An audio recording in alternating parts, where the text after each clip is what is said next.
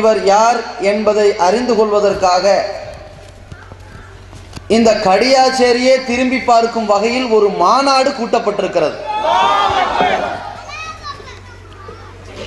5 குடும்பங்கள் ஏகத்துவவாதிகளாக இருக்கிறார்கள். இவர்களை ஊர் நீக்கம் செய்துவிட்டால், ஓரம் கட்டி ஒடுக்கி முடக்கி வைத்து விட்டால், இன்றோடு இந்த ஏகத்துவவாதிகள் கூண்டோடு கலைந்து விடுவார்கள், பின்வாங்கி ஓடி விடுவார்கள் என்கின்ற கனவு கோட்டையை உடைத்து தகர்த்து ஒரு மாநாடு இங்கே இந்த கடியாச்சேரியை அல்லாஹ்வின் கிருபையினால் திரும்பி பார்க்க வைத்திருக்கிறது. இந்த கூட்டத்திலே உலகமே திரும்பி பார்க்கக்கூடிய ஒருவரை பற்றி, அவர்களுடைய உன்னதமான வரலாற்றை பற்றி அறிந்து கொள்வதற்காக நாம் ஒன்று குழும்பி இருக்கின்றோம். பொதுவாக ஒருவர், ஒட்டுமொத்த உலகமே அந்த நபரை திரும்பி பார்க்கும் வகையில்,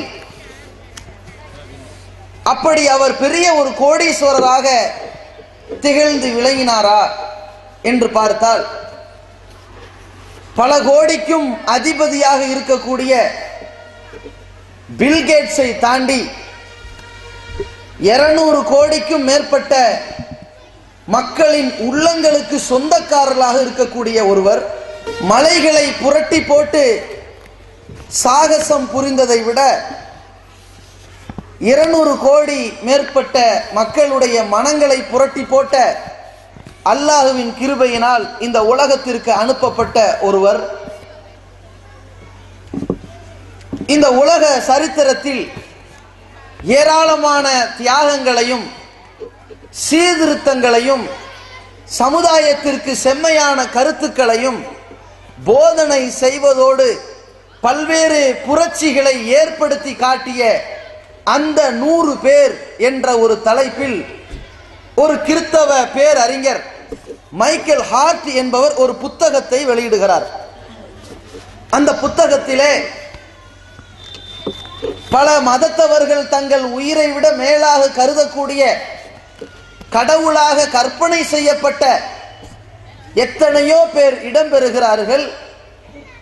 அந்த 100 பேரில் ஒட்டுமொத்த உலக வரலாற்றை புரட்டி போட்ட பட்டியலில் உள்ள, ஒட்டுமொத்த உலக மாந்தர்களுக்கு சீர்திருத்த கருத்துக்களை சொன்னவர்களுடைய பட்டியலில் உள்ள அந்த 100 பேரில் முதல் இடத்தில், அதாவது ஒட்டுமொத்த உலகமும் இந்த 100 பேரை திரும்பி பார்க்கிறது. அந்த 100 பேரில் 99 பேரும் அந்த ஒட்டுமொத்த உலகமும் சேர்ந்து இந்த முதல் இடத்தில் உள்ளவரை திரும்பி பார்த்திருக்கிறார்கள். அப்படிப்பட்ட ஒருவர் தான் அண்ணனம் பெருமகனார் நபிகள் நாயகம் ஸல்லல்லாஹு அலைஹி வஸல்லம் அவர்கள். இந்த உலக மாந்தர்களை சற்று திரும்பி பார்க்க வைத்த இந்த தூதர் நபி ஸல்லல்லாஹு அலைஹி வஸல்லம் அவர்களுடைய வாழ்க்கை, அவர்களுடைய வரலாறு அப்படி என்ன ஒரு மாற்றத்தையும் சீர்திருத்தத்தையும் புரட்சியையும் ஏற்படுத்தியது, எதனால் இவர் முதலிடத்தை வகித்தார் என்பதை பற்றி அந்த மைக்கேல் ஹார்ட் சொல்கிறார்.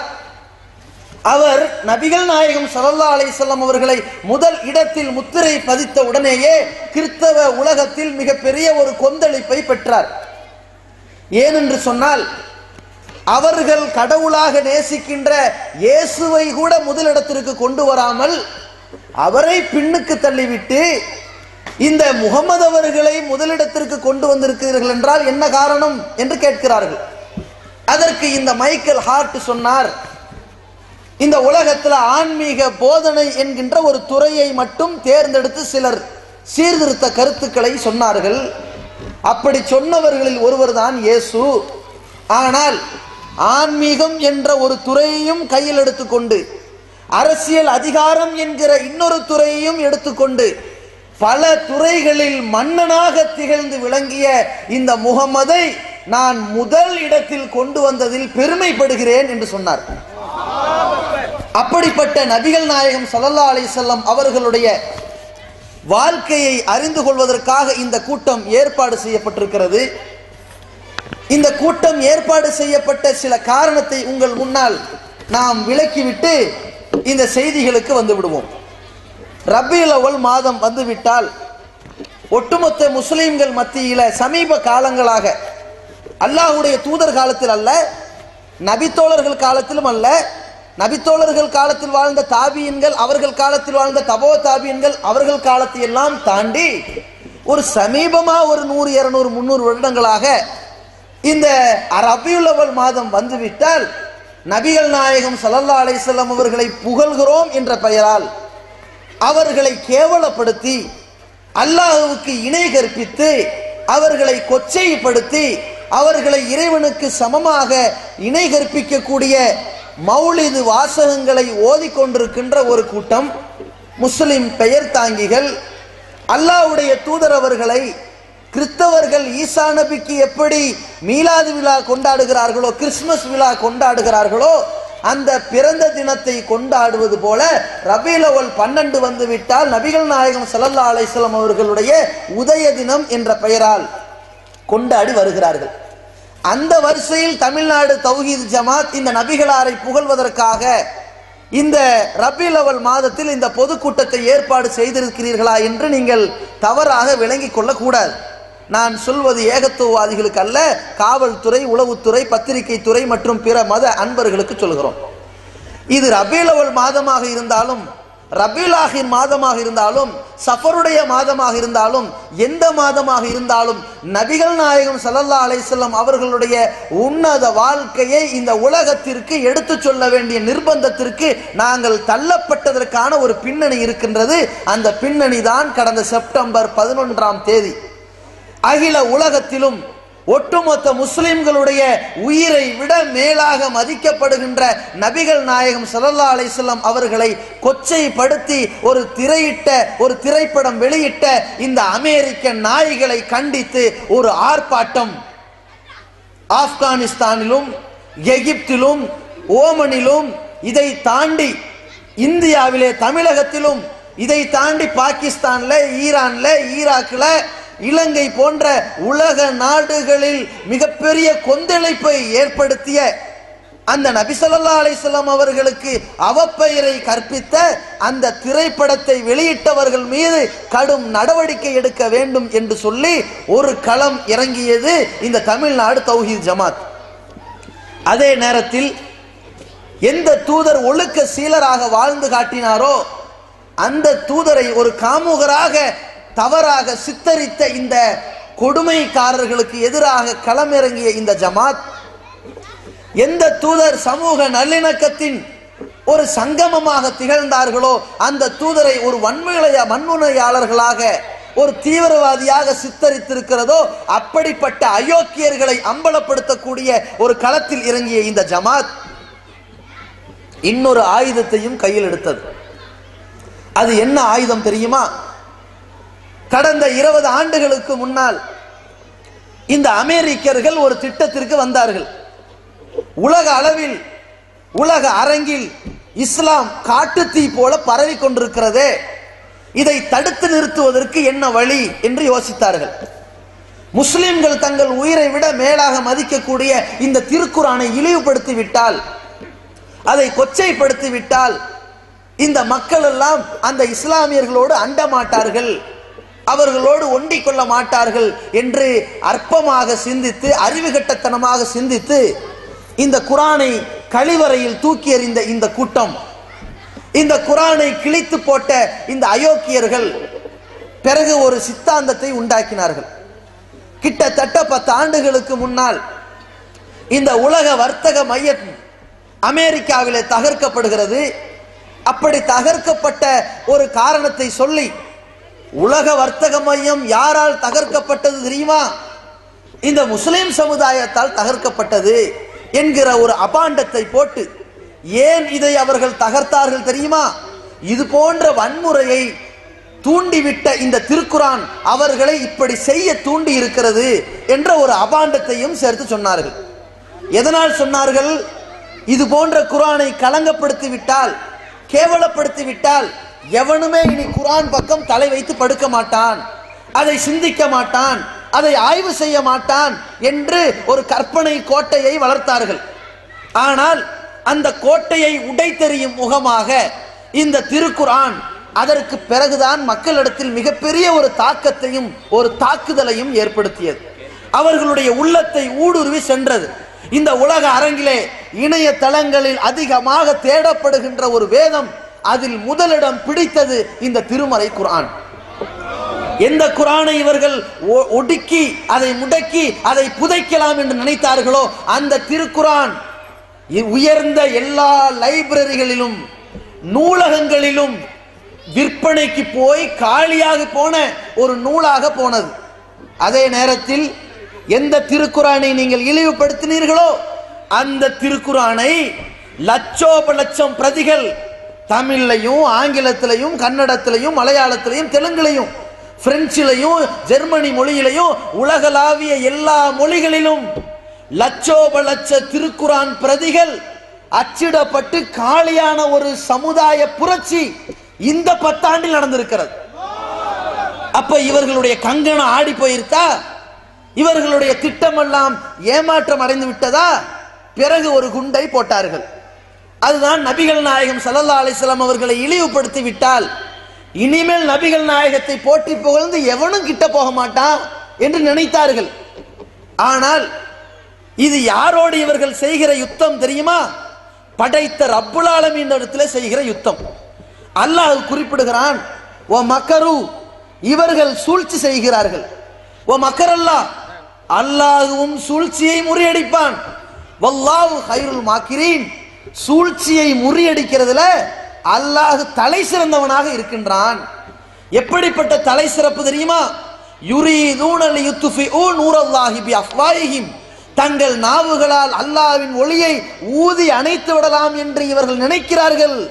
வல்லாஹு முத்திம்மு நூரிஹி, அல்லாஹ் தனது ஒளியை இந்த சத்திய இஸ்லாத்தை பரிபூரணப்படுத்தியே தீர்வான். வலவு கரிகள் காஃபிரூன், இந்த பாவிகள் நினைத்தாலும் வெறுத்தாலும் அவர்கள் புறக்கணித்தாலும் சதித்திட்டம் தீட்டினாலும் இறைவன் இந்த ஒளியை இந்த உலகளாவிய அளவுல வெளிச்சம் போட்டு காட்டுவான் என்று இந்த தத்துவத்தை இந்த ஜமாத் கையில் எடுத்தது. எப்படி? ஒரு பக்கம் ஆர்ப்பாட்ட அலையில் கொந்தளித்த இந்த ஜமாத் பிறகு ஒரு திட்டம் தீட்டியது. தமிழகத்திலும் அண்டை மாநிலங்களிலும் உலக நாடுகளிலும் இந்த ஜமாத்தினுடைய கிளைகளும் மாவட்டங்களும் மண்டலங்களும் எப்படி பறந்து விரிந்திருக்கிறதோ நம் சக்திக்கு உட்பட்டவாறு இந்த ஜமாத் ஒரு முடிவெடுத்தது. நபிகள் நாயகம் ஸல்லல்லாஹு அலைஹி வஸல்லம் அவர்களுடைய உன்னதமான வாழ்வை, சிறப்புமிக்க வரலாறை, இந்த உலகத்தில் மாற்றி போட்ட ஒரு சரித்திர படைப்பை, அந்த புரட்சியை இந்த உலகத்திற்கு எடுத்து சொல்லக்கூடிய ஒரு மாதம் நவம்பர் மாதம் என்று அறிவித்தோம். ஆனால் இந்த நபி ஸல்லல்லாஹு அலைஹி வஸல்லம் அவர்களை இழிவுபடுத்தி அவர்கள் பிரச்சாரம் செய்தது, அந்த திரைப்படத்தை வெளியிட்டது, அதை பார்த்தவர்கள் வேண்டுமானால் சில லட்சங்கள் இருக்கலாம். ஆனால் அல்லாஹ்வுடைய தூதரின் உன்னதமான வாழ்க்கையை உலகளாவிய அளவில் நாம் எடுத்து வைத்தோம் பல கோடிக்கணக்கான மக்களிடத்தில். நவம்பர் மாதம் போதல, அது டிசம்பர் ஆகிறது, அதுவும் போதல. நபிகள் நாயகம் ஸல்லல்லாஹு அலைஹி வஸல்லம் அவர்களுடைய உன்னத வாழ்க்கையை யார் இவர் என்கிற தலைப்பில் துண்டு பிரசுரங்களாக லட்சக்கணக்கான பிரதிகள் உலக அரங்கத்தில் தமிழ்லையும் ஆங்கிலத்திலையும் உருதுலையும் பல்கி பெருகியது, பரவலாக விநியோகிக்கப்பட்டது. மாமனிதரை தெரிந்து கொள்ளுங்கள் என்ற டிவிடி வீடு வீடாக பட்டி தொட்டி கிராமத்தில எல்லாம். இன்டர்நெட் வசதி உள்ளவன் தானே நபிகள் நாயகத்தை இழிவுபடுத்தின படத்தை பார்த்த. இன்டர்நெட் இல்லாட்டி பரவாயில்ல, ஒரு டிவிடி பிளேயர் இருக்கா, இந்த தூதர் எவ்வளவு மகத்தானவர் நீ பார் என்று உலக அரங்கத்தில் இந்த டிவிடி ஒரு தலைப்பு லட்சோப லட்சம் பிரதி மக்கள்கிட்ட போய் சேர்ந்திருக்கிறதுனா அது இந்த நபிகள் நாயகத்தை பற்றித்தான். இந்த மாதம் போதல, இந்த பிரச்சாரத்தினுடைய வேகத்திற்கு எங்களுக்கு இந்த 30 நாளும் 60 நாளும் 90 நாளும் பத்தல. ஒரு வருஷம் வரைக்கும் இந்த பிரச்சாரத்தை நாங்கள் தொடர்ச்சியா கொண்டு போகணுங்கிற அடிப்படையில் தான் இந்த கூட்டத்தின் தொடர்ச்சி நடந்து கொண்டிருக்கிறது. இப்ப இந்த நபி ஸல்லல்லாஹு அலைஹி வஸல்லம் அவர்களுடைய வரலாற்றுக்கு வருவோம். இந்த வரலாற்று பட்டியலை நான் உங்களுக்கு சொல்வதற்கு முன்னால், உலகத்தில் இருக்கிற எல்லா சரித்திர நாயகர்கள் இருக்கிறார்கள் அல்லவா, எல்லா விடுதலை போராளிகள் இருக்கிறார்கள் அல்லவா, சமூக சீர்திருத்த கருத்துக்களை சொன்ன பல்வேறு அரசியல் தலைவர்கள் இருக்கிறார்களவா, அதையும் தாண்டி ஆன்மீக போதகர்கள் இருக்கிறார்களவா, இவர்களை எல்லாம் நீங்கள் ஒரு பக்கம் வைத்துக் கொள்ளுங்கள். இவர்களுடைய வரலாற்றுக்கும் அன்னலாம் பெருமகனார் ஸல்லல்லாஹு அலைஹி வஸல்லம் அவர்களுடைய வரலாற்றுக்கும் ஒரு மிகப்பெரிய ஒரு வித்தியாசம் இருக்கிறது. அந்த வரலாற்றின் தனித்தன்மை இருக்கு பாருங்க, அந்த ஒரு தனித்தன்மையை வைத்தாலே ஒட்டுமொத்த உலகமே மூக்குல விரல் வைத்து பார்ப்பார்கள். அந்த மாதிரியான வரலாற்று தனிச்சிறப்பு ரசூலுல்லாஹ்வுக்கு இருக்கிறது. அது என்ன தனிச்சிறப்பு? இன்றைக்கு நீங்க யாரை பற்றி மேடை போட்டு பேசினாலும் சரி, இந்த மேடை போட்டு பேசின உடனே ஒரு எம்ஜிஆரை பத்தியோ, ஒரு காந்தியை பத்தியோ, ஒரு ஜார்ஜ் பெர்னாட் ஷாவை பத்தியோ, ஒரு எப்பேற்பட்ட வரலாற்று சரித்திர நாயகர்கள் என்று கற்பனை செய்யப்பட்டிருக்கிறதோ யாரை பத்தி பேசினாலும் சரி, மேடை பேச்சு மேடையோட போச்சும்பார்கள். முடிஞ்சுதா? பேசி முடிச்சுட்டு போயிடுவாங்க. இதை ஒரு ஆளு, நீங்க அதிமுக இருக்கிறீங்க, எம்ஜிஆர் வரலாறுல கரைச்சி குடிச்சிங்கல்ல, அண்ணாவை பத்தி அள்ளியில விட்டீங்கல்ல, இது எங்கிருந்து எடுத்தீங்க சொல்லுங்கன்னு கேட்டாங்க வைங்க. நான் அங்க கேட்டேன், அது இங்க கேட்டேன், அந்த கூட்டத்தில் கேட்டேன், இந்த கூட்டத்தில் கேட்டேன்னு அவர் போயிட்டே இருப்பார். இந்த வரலாற்றை பற்றி கேட்பதற்கு அவனுக்கும் ஆர்வம் இருக்காது, சொல்றதுக்கு இவனுக்கும் மூளை இருக்காது. இதுதான் மற்றவர்களுடைய வரலாறு. அந்த புத்தகத்தில் இருந்துச்சு, இந்த புத்தகத்தில் இருந்துச்சு, முடிஞ்சு போச்சு.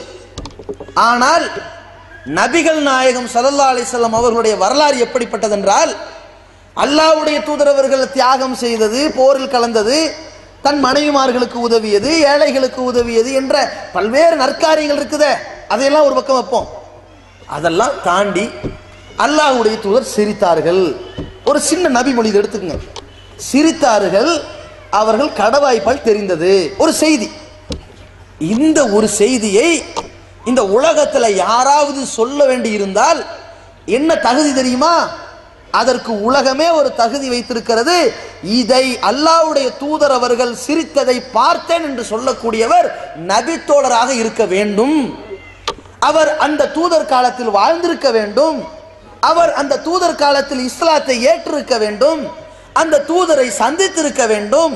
அந்த தூதர் சிரித்த போது பார்த்ததாக சொல்வதற்கு தகுதி. அதை அவர் மட்டும் சொன்னால் பத்தாது. அந்த செய்தியை நாம் சொல்வதாக இருந்தால், அபூபக்கர் சித்திக் ரலியல்லாஹு அவர்கள் அல்லாஹ்வுடைய தூதர் அவர்கள் கடவாய்ப்பல் தெரியவதற்கு அளவிற்கு சிரித்தார்கள் என்று ஒரு செய்தியை சொன்னதை நான் சொல்ல முடியாது. அபூபக்கர் சித்திக் சொன்னார் என்று ஒரு நாஃபியூ என்று சொல்லக்கூடிய ஒரு அந்த தாபியின், இந்த நபித்தோழர் காலத்தில் வாழ்ந்த ஒருத்தர் சொல்றதா இருந்தா அவர் இந்த அபூபக்கர் சித்திக் காலத்தில் வாழ்ந்திருக்க வேண்டும். இவர் யாரு? இவர் எப்ப பிறந்தாரு? அபூபக்கர் சித்திக் ரலியல்லாஹு காலத்தில் பிறந்தாரா? அவர் காலத்தில் வாழ்ந்தாரா? அவரை சந்திச்சாரா? அவர் முஸ்லீமா இருந்தாரா? அவர் பொய் பேசாதவரா? அவர் ஞாபக சக்தி உள்ளவரா? அது புரட்டு பேசாதவரா? சரியான கொள்கையில உள்ளவரா? அவர் எழுதி வச்சது பாதுகாக்கப்பட்டிருக்கா அல்லது எரிஞ்சு போச்சா? அவர் எந்த ஊர்ல இருந்து ஊருக்கு பிரயாணம் செஞ்சாரு? எப்ப மௌத்தா போனாரு? இவ்வளவும் பாதுகாக்கப்பட்டிருக்கும். அந்த தாபியின் பாதுகாக்கப்பட்டாலும் பரவாயில்ல, அந்த தாபியின்ட்ட இருந்து அதுக்கு அடுத்த வாழ்ந்த அந்த நூற்றாண்டுல தபோ தாபீன் என்று வைத்திருக்கிறார்களே, அடுத்து வாழ்ந்த நூற்றாண்டில் உள்ளவரும் அந்த வரலாறை சொல்லணும்னா இவருடைய நம்பகத்தன்மை இருக்கணும். அவருடைய நம்பகத்தன்மையில் அவர் பொய்யர்னா செய்தி அவுட்டு, அவர் நல்லவர்னா செய்திக்கு உறுதுணை இருக்குது. அதுக்கப்புறம் ஒருத்தர் இமாம் பதிவு செய்வாரே, புகாரி ஆகட்டும், அபூதாவூத் ஆகட்டும், அஹ்மது பின் ஹம்பல் ஆகட்டும், ஷாஃபி ஆகட்டும், யாராகட்டும், அவங்க அந்த ஹதீஸை எடுத்து பதிவு பண்ணுவாங்களே, இவர் பதிவு செய்கிற இந்த செய்தியை அல்லாஹ்வுடைய தூதர் அவர்கள் சிரித்தார்கள் என்று ஒரு செய்தியை சொல்றதா இருந்தா, நம்ம வரலாற்றுல நம்ம பார்த்த ஒரு மனிதருடைய வரலாற்றுல இந்த மாமனிதருடைய பொக்கிஷத்துல 6 பேருடைய வரலாறு பாதுகாக்கப்பட்டிருக்கணும். 6 பேருடைய வரலாறு கரெக்டா இருந்தா தான் இந்த ஒரு செய்தி நம்ம ஏத்துப்போம். எப்படி பாருங்க, அப்ப நபிகள் நாயகம் ஸல்லல்லாஹு அலைஹி வஸல்லம் அவர்களுடைய வரலாறு பாதுகாக்கப்பட வேண்டும் என்று சொன்னால் அது 40வது வயசுல தூதராக ஆனதுல இருந்து 63வது வயசுல வஃபாத்தானார்களே, அந்த 23 வருஷம் தான் அவர்களுடைய ஒவ்வொரு நட உட பாவனை பேச்சு செயல் அத்தனையும் பாதுகாக்கப்பட வேண்டும். அதை லட்சக்கணக்கான வழிமுறைகள் பாதுகாப்பதற்கு, அந்த தூதருடைய வரலாற்றை அந்த பொக்கிஷத்தை கொண்டு வந்து தருவதற்கு இந்த உலக அரங்கத்தில் லட்சோப லட்ச அறிவிப்பாளர்கள், சஹாபாக்கள், தாபியின்கள், தபோ தாபீன்கள், அந்த ஷேக் முசன்னிஃபுகள், அவர்களிடமிருந்து எடுத்தெழுதப்பட்ட இமாம்கள் என்று உலக அரங்கில் லட்சோப லட்சம் பேருடைய வரலாறு பாதுகாக்கப்பட்டு ஒரு வரலாறு நமக்கு சொல்லப்படுகிறது என்றால் அது இந்த நபிகள் நாயகத்தின் வரலாறு மட்டும்தான். அப்படிப்பட்ட அந்த ரத்தின சுருக்கத்தை, அந்த 23 ஆண்டு கால வாழ்க்கையினுடைய இன்பமயமான அந்த சரித்திர புரட்சியை, அவர்களுடைய வரலாற்றை பொடம்போட்ட தங்கம் மாதிரி நம்ம இடத்துல கொண்டு வந்து அந்த 916 கேடிஎம்னு சொல்வார்களே அது மாதிரி நம்ம இடத்துல பப்பளுக்கட்டு அப்படி தகரம் இல்லாம சேதாரம் இல்லாம கரெக்டா கொண்டு வந்து அந்த சொக்க தங்கத்தை கொண்டு வந்து நம்மள்ட்ட சேர்த்து இருக்கிறார்கள். அதுலயும் சில பித்தளைகளை கலந்தால் எச்சரிக்கை ஊட்டி இருக்கிறார்கள். எந்த அளவிற்கு? மன் கதப அலைய முத்தஅம்மிதன் ஃபல்யதபவ்வ மகாதஹு மினன்னார். யார் என் மீது வேண்டுமென்றே பொய் சொல்கிறானோ அவன் தன் இடத்தை நரகமாக்கி கொள்ளட்டும் ரசூலுல்லாஹ் சொன்னாங்க. எனவே இந்த ஹதீஸ் பலகீனம், இது இட்டு கட்டப்பட்டது, இது சங்கிலி தொடர் போயிருச்சு, இந்த ஹதீஸுக்கு அறிவிப்பாளர் வரிசை இல்லை என்றெல்லாம் பித்தளைகளை தள்ளிவிட்டு வைரத்தை தூக்கி கொடுத்திருக்கின்ற ஒரு வரலாறு தான் நபிகள் நாயகம் ஸல்லல்லாஹு அலைஹி வஸல்லம் அவருடைய வரலாறு. இந்த வரலாறுல அல்லாஹ்வுடைய தூதர் அவர்களுடைய 2 கட்ட வாழ்க்கையை நம்ம எடுத்துக்கொள்வோம். இந்த 2 கட்ட வாழ்க்கை இந்த உலகத்துல எவ்வளவு பெரிய தாக்கத்தை உண்டாக்குச்சு என்பதை தெரிந்து கொள்ளலாம். முதல் வாழ்க்கை 1440 ஆண்டுகளுக்கு முன்னால் மக்கமா நகரத்துல அப்துல்லா ஆமினா என்ற தம்பதிக்கு பிறந்தவர் தான் இந்த முகம்மது. இந்த முகம்மது இறை தூதராக தன்னுடைய 40வது வயதில் அந்த பட்டத்தை பெறுகிறார்கள். அந்த 40வது வயதிற்கு முன்னால் 25வது வயதில் அன்னை ஹதீஜா அவர்களை திருமணம் முடிக்கிறார்கள். அந்த 25வது வயதிலிருந்து 40வது வயது வரைக்கும் ஒரு மிகப்பெரிய செல்வம் சீமானாக திளைக்கிறார்கள். அந்த மக்களிடத்தில் நேர்மை, அவர்களிடத்தில் நல்லொழுக்கம், அவர்களிடத்தில் நியாயமான பேச்சு முறைகள், இவர்களுடைய ஒழுக்கமான வாழ்வியல் தத்துவங்கள், இவர்களுடைய செல்வாக்கான அந்த வாழ்க்கை ஒரு மிகப்பெரிய செல்வந்தராக, ஒரு நல்ல வியாபாரியாக அல்லாஹ்வுடைய தூதர் அவர்கள் மக்களிடத்தில் ஜொலித்தார்கள். தன்னுடைய 40வது வயதில் தூதுத்துவம் பெற்றதற்கு பிறகு ஒரு ஆன்மீக தலைவராக மக்களிடத்தில் காட்சியளித்தார்கள். சரி, அந்த ஆன்மீக தலைவர் எப்படி வாழ்ந்தார் என்று பார்ப்பதற்கு முன்னால் இன்றைக்கு உள்ள ஆன்மீக தலைவர்களை நீங்கள் ஒரு கண் முன்னால் வைத்துக் கொள்ளுங்கள். எப்படி இருப்பார்கள்? இன்றைக்கு உள்ள ஆன்மீக தலைவர்கள் அத்தனை பேரையுமே நீங்க நேர்ல பாத்தீங்கன்னா பின்னாடி ஒரு லைட் இருக்கும், போட்டோல பாத்தீங்கன்னா பின்னாடி ஒரு ஒளிவட்டம் இருக்கும். அதுல இருந்து அவங்க என்ன சொல்ல வராங்க தெரியுதா? நான் மனிதன், எனக்கு பின்னால் ஒரு ஒளி இருக்குல்ல, அதான் கடவுள். நீங்க ஏன்ட்ட வந்தீங்கன்னா இந்த ஒளிக்கு உங்கள்கிட்ட கூட்டிட்டு போயிருவேன். அந்த கடவுளுடைய பிரதிநிதியாக, ரெப்ரசன்டேட்டிவாக நான் இருக்கிறேன்.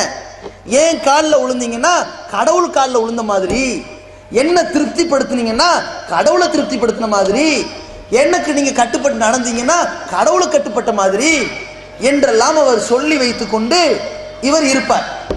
அப்புறம் என்ன செய்வாரு? நீங்க எனக்கு என்னை சந்திக்க வருகிற பொழுது காணிக்கை தர வேண்டும், காசாக தர வேண்டும், நகையாக தர வேண்டும், என்னை பொருளாதாரங்கள் குவித்து என்னை அலங்காரப்படுத்தி என்னை ஆனந்தத்தில் திளைக்க செய்ய வேண்டும். நான் மக்கள் மன்றத்தில் நடந்து வருவேன், அனைவரும் என்னை பார்த்து எழுந்து நிற்க வேண்டும். என்னை பார்த்து அனைவரும் ஜெபிக்கிறதோ புகழ் பாட்டு பாடுவதோ, என்னை பார்த்து 4 மங்கைகள் பக்கத்தில் நின்று என் கைகாலை அமுத்துவது என்ற காரியங்களை செய்ய வேண்டும். பிறகு நீங்கள் எல்லாம் கீழே கைகட்டி அமர வேண்டும். எனக்கு என்று ஒரு இருக்கை இருக்க வேண்டும். எனக்கு பக்கத்தில் சீடர்கள் யாராவது இருந்தார்கள் என்று வைத்துக் கொள்ளுங்கள், அவர்களுக்கு மட்டமான இருக்கை இருக்க வேண்டும். எனக்கு ஒரு ராஜ சிம்மாசனத்தை போன்று இருக்க வேண்டும். அவர்கள் ஒரு வெல்வெட்டில் இருந்து விடலாம், நான் புலித்தோல் மேல் தான் அமர்வேன். எனக்கு அப்படி இருக்க வேண்டும். எனக்காக சொத்துக்கள் சேகரிக்கப்பட வேண்டும், பாதுகாக்கப்பட வேண்டும் என்றெல்லாம் சொல்லி இந்த மக்களுடைய ரத்தத்தை வேர்வையாக சிந்தி அவர்கள் சம்பாதித்த காசுகளை சுரண்டி அதை வைத்துக்கொண்டு பொருளாதாரத்தில் ஜொலித்துக் கொண்டிருக்கக்கூடிய பூசாரிமார்களாக அந்த ஆன்மீக போதகர்களை நீங்கள் பார்த்து கொண்டிருப்பீர்கள். பிறகு எனக்கு மனைவிமார்கள் தேவையில்லை, நான் முற்றிலும் துறந்த முனிவர் என்று சொல்லிக்கொண்டு, துறவரம் என்று சொல்லிக்கொண்டு பார்க்கிற பொம்பளை மேல எல்லாம் ஆசை வைத்து அடிவாங்கி திரிய கூடிய ஆன்மீக தலைவர்களை இன்றைக்கு நீங்கள் வரலாற்றில் பார்ப்பீர்கள். ஆனால் நபிகள் நாயகம் ஸல்லல்லாஹு அலைஹி வஸல்லம் அவர்களுடைய வரலாற்றில் அவர்கள் ஆன்மீக தலைவராக ஜொலித்திருக்கிறார்கள் என்றால் அதுல ஏராளமான சான்றுகள் பாருங்கள். இன்றைக்கு ஆன்மீக தலைவர்கள் என்று சொல்லக்கூடியவர்கள் எல்லாம் இவரிடத்திலே பாடம் கற்பித்து தங்களுடைய வாழ்க்கையை மாற்றிக்கொள்ளக்கூடிய ஒரு தத்துவத்தை அல்லாஹ்வுடைய தூதர் அவர்கள் காட்டி தந்திருக்கிறார்கள். என்னவென்றால், நபிகள் நாயகம் ஸல்லல்லாஹு அலைஹி வஸல்லம் அவர்கள் எப்படி கோடீஸ்வரராக இருந்தார்களோ, செல்வந்தராக திளைத்தார்களோ, அந்த நபி ஸல்லல்லாஹு அலைஹி வஸல்லம் அவர்கள் அல்லாஹ் ஒருவன் தான் கடவுள், நான் அல்லாஹ்விடமிருந்து அனுப்பப்பட்ட ஒரு தூதர், அந்த இறைவனை நீங்கள் வணங்குங்கள், அவனுக்கு இணை வைக்காதீர்கள், அந்த இறைவனுக்கு நீங்கள் அஞ்சி வாழ்க்கை நடத்துங்கள், உங்கள் பெற்றோர்களை நோவினை செய்யாதீர்கள், உங்கள் பிள்ளைகளை ஒழுக்கத்தோடு உருவாக்குங்கள் என்கின்ற தத்துவங்களை எல்லாம் சொல்ல ஆரம்பித்தார்.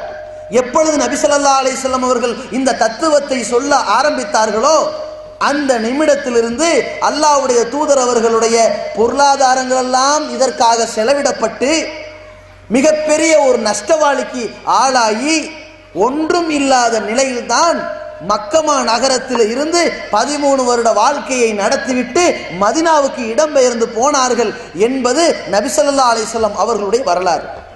ஆன்மீகத்தை சொன்னால் கோடீஸ்வரன் ஆகிவிடுவான் என்பது இன்றைய ஆன்மீகவாதிகள் நிலை. உண்மை ஆன்மீகத்தை சொன்னால், சத்திய இஸ்லாத்தை சொன்னால் அவன் ஓட்டாண்டியாகத்தான் போவான் என்பது நபிகள் நாயகத்தினுடைய வாழ்க்கை தந்த ஒரு தத்துவம். அல்லாஹ்வுடைய தூதர் அவர்கள் சொன்னார்கள், பள்ளத்தை நோக்கி வெள்ளம் எப்படி வேகமாக வருமோ அதுபோல என்னை ஏற்றுக்கொண்டால் உங்களை நோக்கி சோதனைகள் வரும் என்று சொல்லித்தான் மக்களை அழைத்தார்கள். உங்களை பார்த்து என்னை நீங்கள் வணங்குங்கள் என்று சொல்லவில்லை, படைத்த இறைவனை வணங்குங்கள் என்று சொன்னார்கள். தன் சொத்துக்களை இழந்த இந்த தூதர் பிறகு அந்த மக்கள் இவரை ஒரு பெரிய ஆன்மீகவாதியாக நினைத்து கொண்டு அந்த நபித்தோழர்கள் இறை தூதரிடத்தில் ஒரு முறையிட்டார்கள்.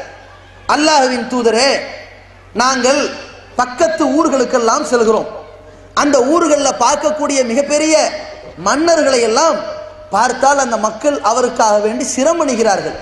இந்த உலகத்திலேயே ஒருவரை பார்த்து சிரமணியணும்னு நினைச்சா அது உங்களை தான் நாங்கள் பார்த்து சிரமணியணும், எனவே நாங்கள் உங்களுக்கு சிரமணிந்து சஜிதா செய்யட்டுமா என்று கேட்கிறார்கள். அல்லாஹ்வுடைய தூதர் அவர்களிடத்தில் இந்த நபி தோழர்கள் கேட்டுக்கொண்டதற்காக அல்லாஹ்வுடைய தூதர் சரி என்று சொல்லி இருந்தால் அனைவரும் சரிந்து விழுந்திருப்பார்கள். ஆனால் நபிகள் நாயகம் ஸல்லல்லாஹு அலைஹி வஸல்லம் அவர்கள் அந்த இடத்தில் ஒரு செய்தியை சொன்னார்கள். இந்த உலகத்தில் தலை சாய்ப்பது படைத்த இறைவனை தவிர வேறு யாருக்காகவும் இருக்கக்கூடாது என்கின்ற ஒரு செய்தியை சொல்லி ஒரு மனிதனுக்கு அந்த சுயமரியாதையை கற்றுக் கொடுத்து யாரும் யாருடைய காலிலும் விழக்கூடாது என்கின்ற ஒரு தத்துவத்தை சொல்லி ஒரு மனிதனை, தனி மனித வழிபாட்டை இந்த உலகத்தில் தரைமட்டம் ஆக்கினார்கள் அல்லாஹ்வுடைய தூதர் அவர்கள். இன்றைய ஆன்மீகவாதிகள் தான் நடந்தால் காலில் விழ வேண்டும், தான் பாதம் வைத்த இடத்தை தொட்டு கும்பிட வேண்டும், தான் பாதம் வைத்த நீரை வாங்கி குடிக்க வேண்டும் என்ற தத்துவத்தை வைத்து மக்களை ஏமாற்றிக் கொண்டிருக்கிறார்கள். ஆனால் அந்த தூதர் நபிகள் நாயகம் ஸல்லல்லாஹு அலைஹி வஸல்லம் அவர்கள் எப்பேற்பட்ட ஒரு ஆன்மீகவாதி, எந்த அளவிற்கு ஒரு தத்துவத்தை நபி ஸல்லல்லாஹு அலைஹி வஸல்லம் சொல்லி இருக்கிறாங்கன்னு சொன்னா, மக்களே யார் காலையும் விழக்கூடாது. எப்பேற்பட்ட சாதாரண தத்துவமா இது? ஒரு மனிதனுடைய முக்கியமான ஒரு பகுதி மூளை. விலங்குக்கும் மனுஷனுக்கும் இருக்கிற மிகப்பெரிய வித்தியாசமே பகுத்தறிவு தான். பார்க்கிற அறிவு, கேட்கிற அறிவு, நுகருகிற அறிவு, சுவைக்கிற அறிவு, அந்த உணர்ச்சி வருகிறது, அந்த உணர்கிற அறிவு, இந்த 5 அறிவும் நமக்கும் இருக்குது, ஆடு மாடுக்கும் இருக்குது. இதையெல்லாம் தாண்டி சிந்திக்கிற பகுத்தறிவு மனுஷனுக்கு மட்டும்தான் இருக்கிறது. ஆனால் இந்த 6 அறிவும் சேர்ந்து உடல்ல இருக்கிற ஒரு முக்கியமான பகுதி இந்த தலை. இந்த தலை கிரீடத்தை கொண்டு போய் எந்த மனுஷனுக்கும் கீழே வச்சிராத, எந்த படைப்பினத்துக்கு கீழே வச்சிராத. இந்த கிரீடத்தை நீ சாய்க்கிறதா இருந்தா இந்த கிரீடத்தை உண்டாக்குனானே அவனுக்கு தான் சாய்க்கணும் என்று சொன்னாரே, இவர்தான் உண்மையான ஆன்மீகவாதி. அதே நேரத்தில் நபிகள் நாயகம் ஸல்லல்லாஹு அலைஹி வஸல்லம் அவர்கள் எப்படிப்பட்ட ஒரு தத்துவத்தை மக்களுக்கு சொன்னார்கள்? அந்த தத்துவத்தை சொன்னதற்காக ஏதாவது வெகுமதி வாங்கினார்களா? இல்ல. வாங்காம இருந்தது மட்டுமில்ல, வாங்க மாட்டேன் என்று பிரகடனம் செய்தார்கள். அப்படி எவனாவது சொல்ல முடியுமா இந்த உலகத்தில்? எப்படி முன்னறிவிப்பு செய்வார்கள் தெரியுமா? நான் இறைவன் புறத்திலிருந்து வந்திருக்கின்ற ஒரு தூதன், நான் இறைவன் புறத்திலிருந்து வந்திருக்கின்ற ஒரு சாமி, நான் தேவனிடத்தில் வந்திருக்கின்ற ஒரு பங்கு, என்னை தொட்டால் தேவனை தொட்டதற்கு சமம், எனக்கு நீங்கள் சந்தோஷப்படுத்தினால், என்னை பூஜித்தால் கடவுளை பூஜித்ததற்கு சமம், 33 தேவர்களில் நானும் ஒருவன் என்ற தத்துவத்தை சொல்லி காசு சம்பாதிப்பவர்களை பார்க்கிறோம். எந்த அளவுக்கு தெரியுமா? ரொம்ப மோசமான ஒரு நிலையில நம்ம நாடு இருக்கிறது. அதுலதான் இந்த பாபா ராம்தேவ் என்ற ஒரு பூசாரி நீங்க பாப்பீங்க. இவன் அந்த நித்யானந்தாவது லோக்கல் கில்லாடி தான். இவனாவது ஆன்மீகத்தின் பேரை சொல்லி ஓரளவு தான் சம்பாதிச்சான். இவன் எப்படிப்பட்டவன் தெரியுமா? ஊருக்கெல்லாம் உபதேசம், லஞ்சத்தை ஒழிக்க போகிறேன், உண்ணாவிரதம் இருக்க போகிறேன் அப்படிங்கிறான்.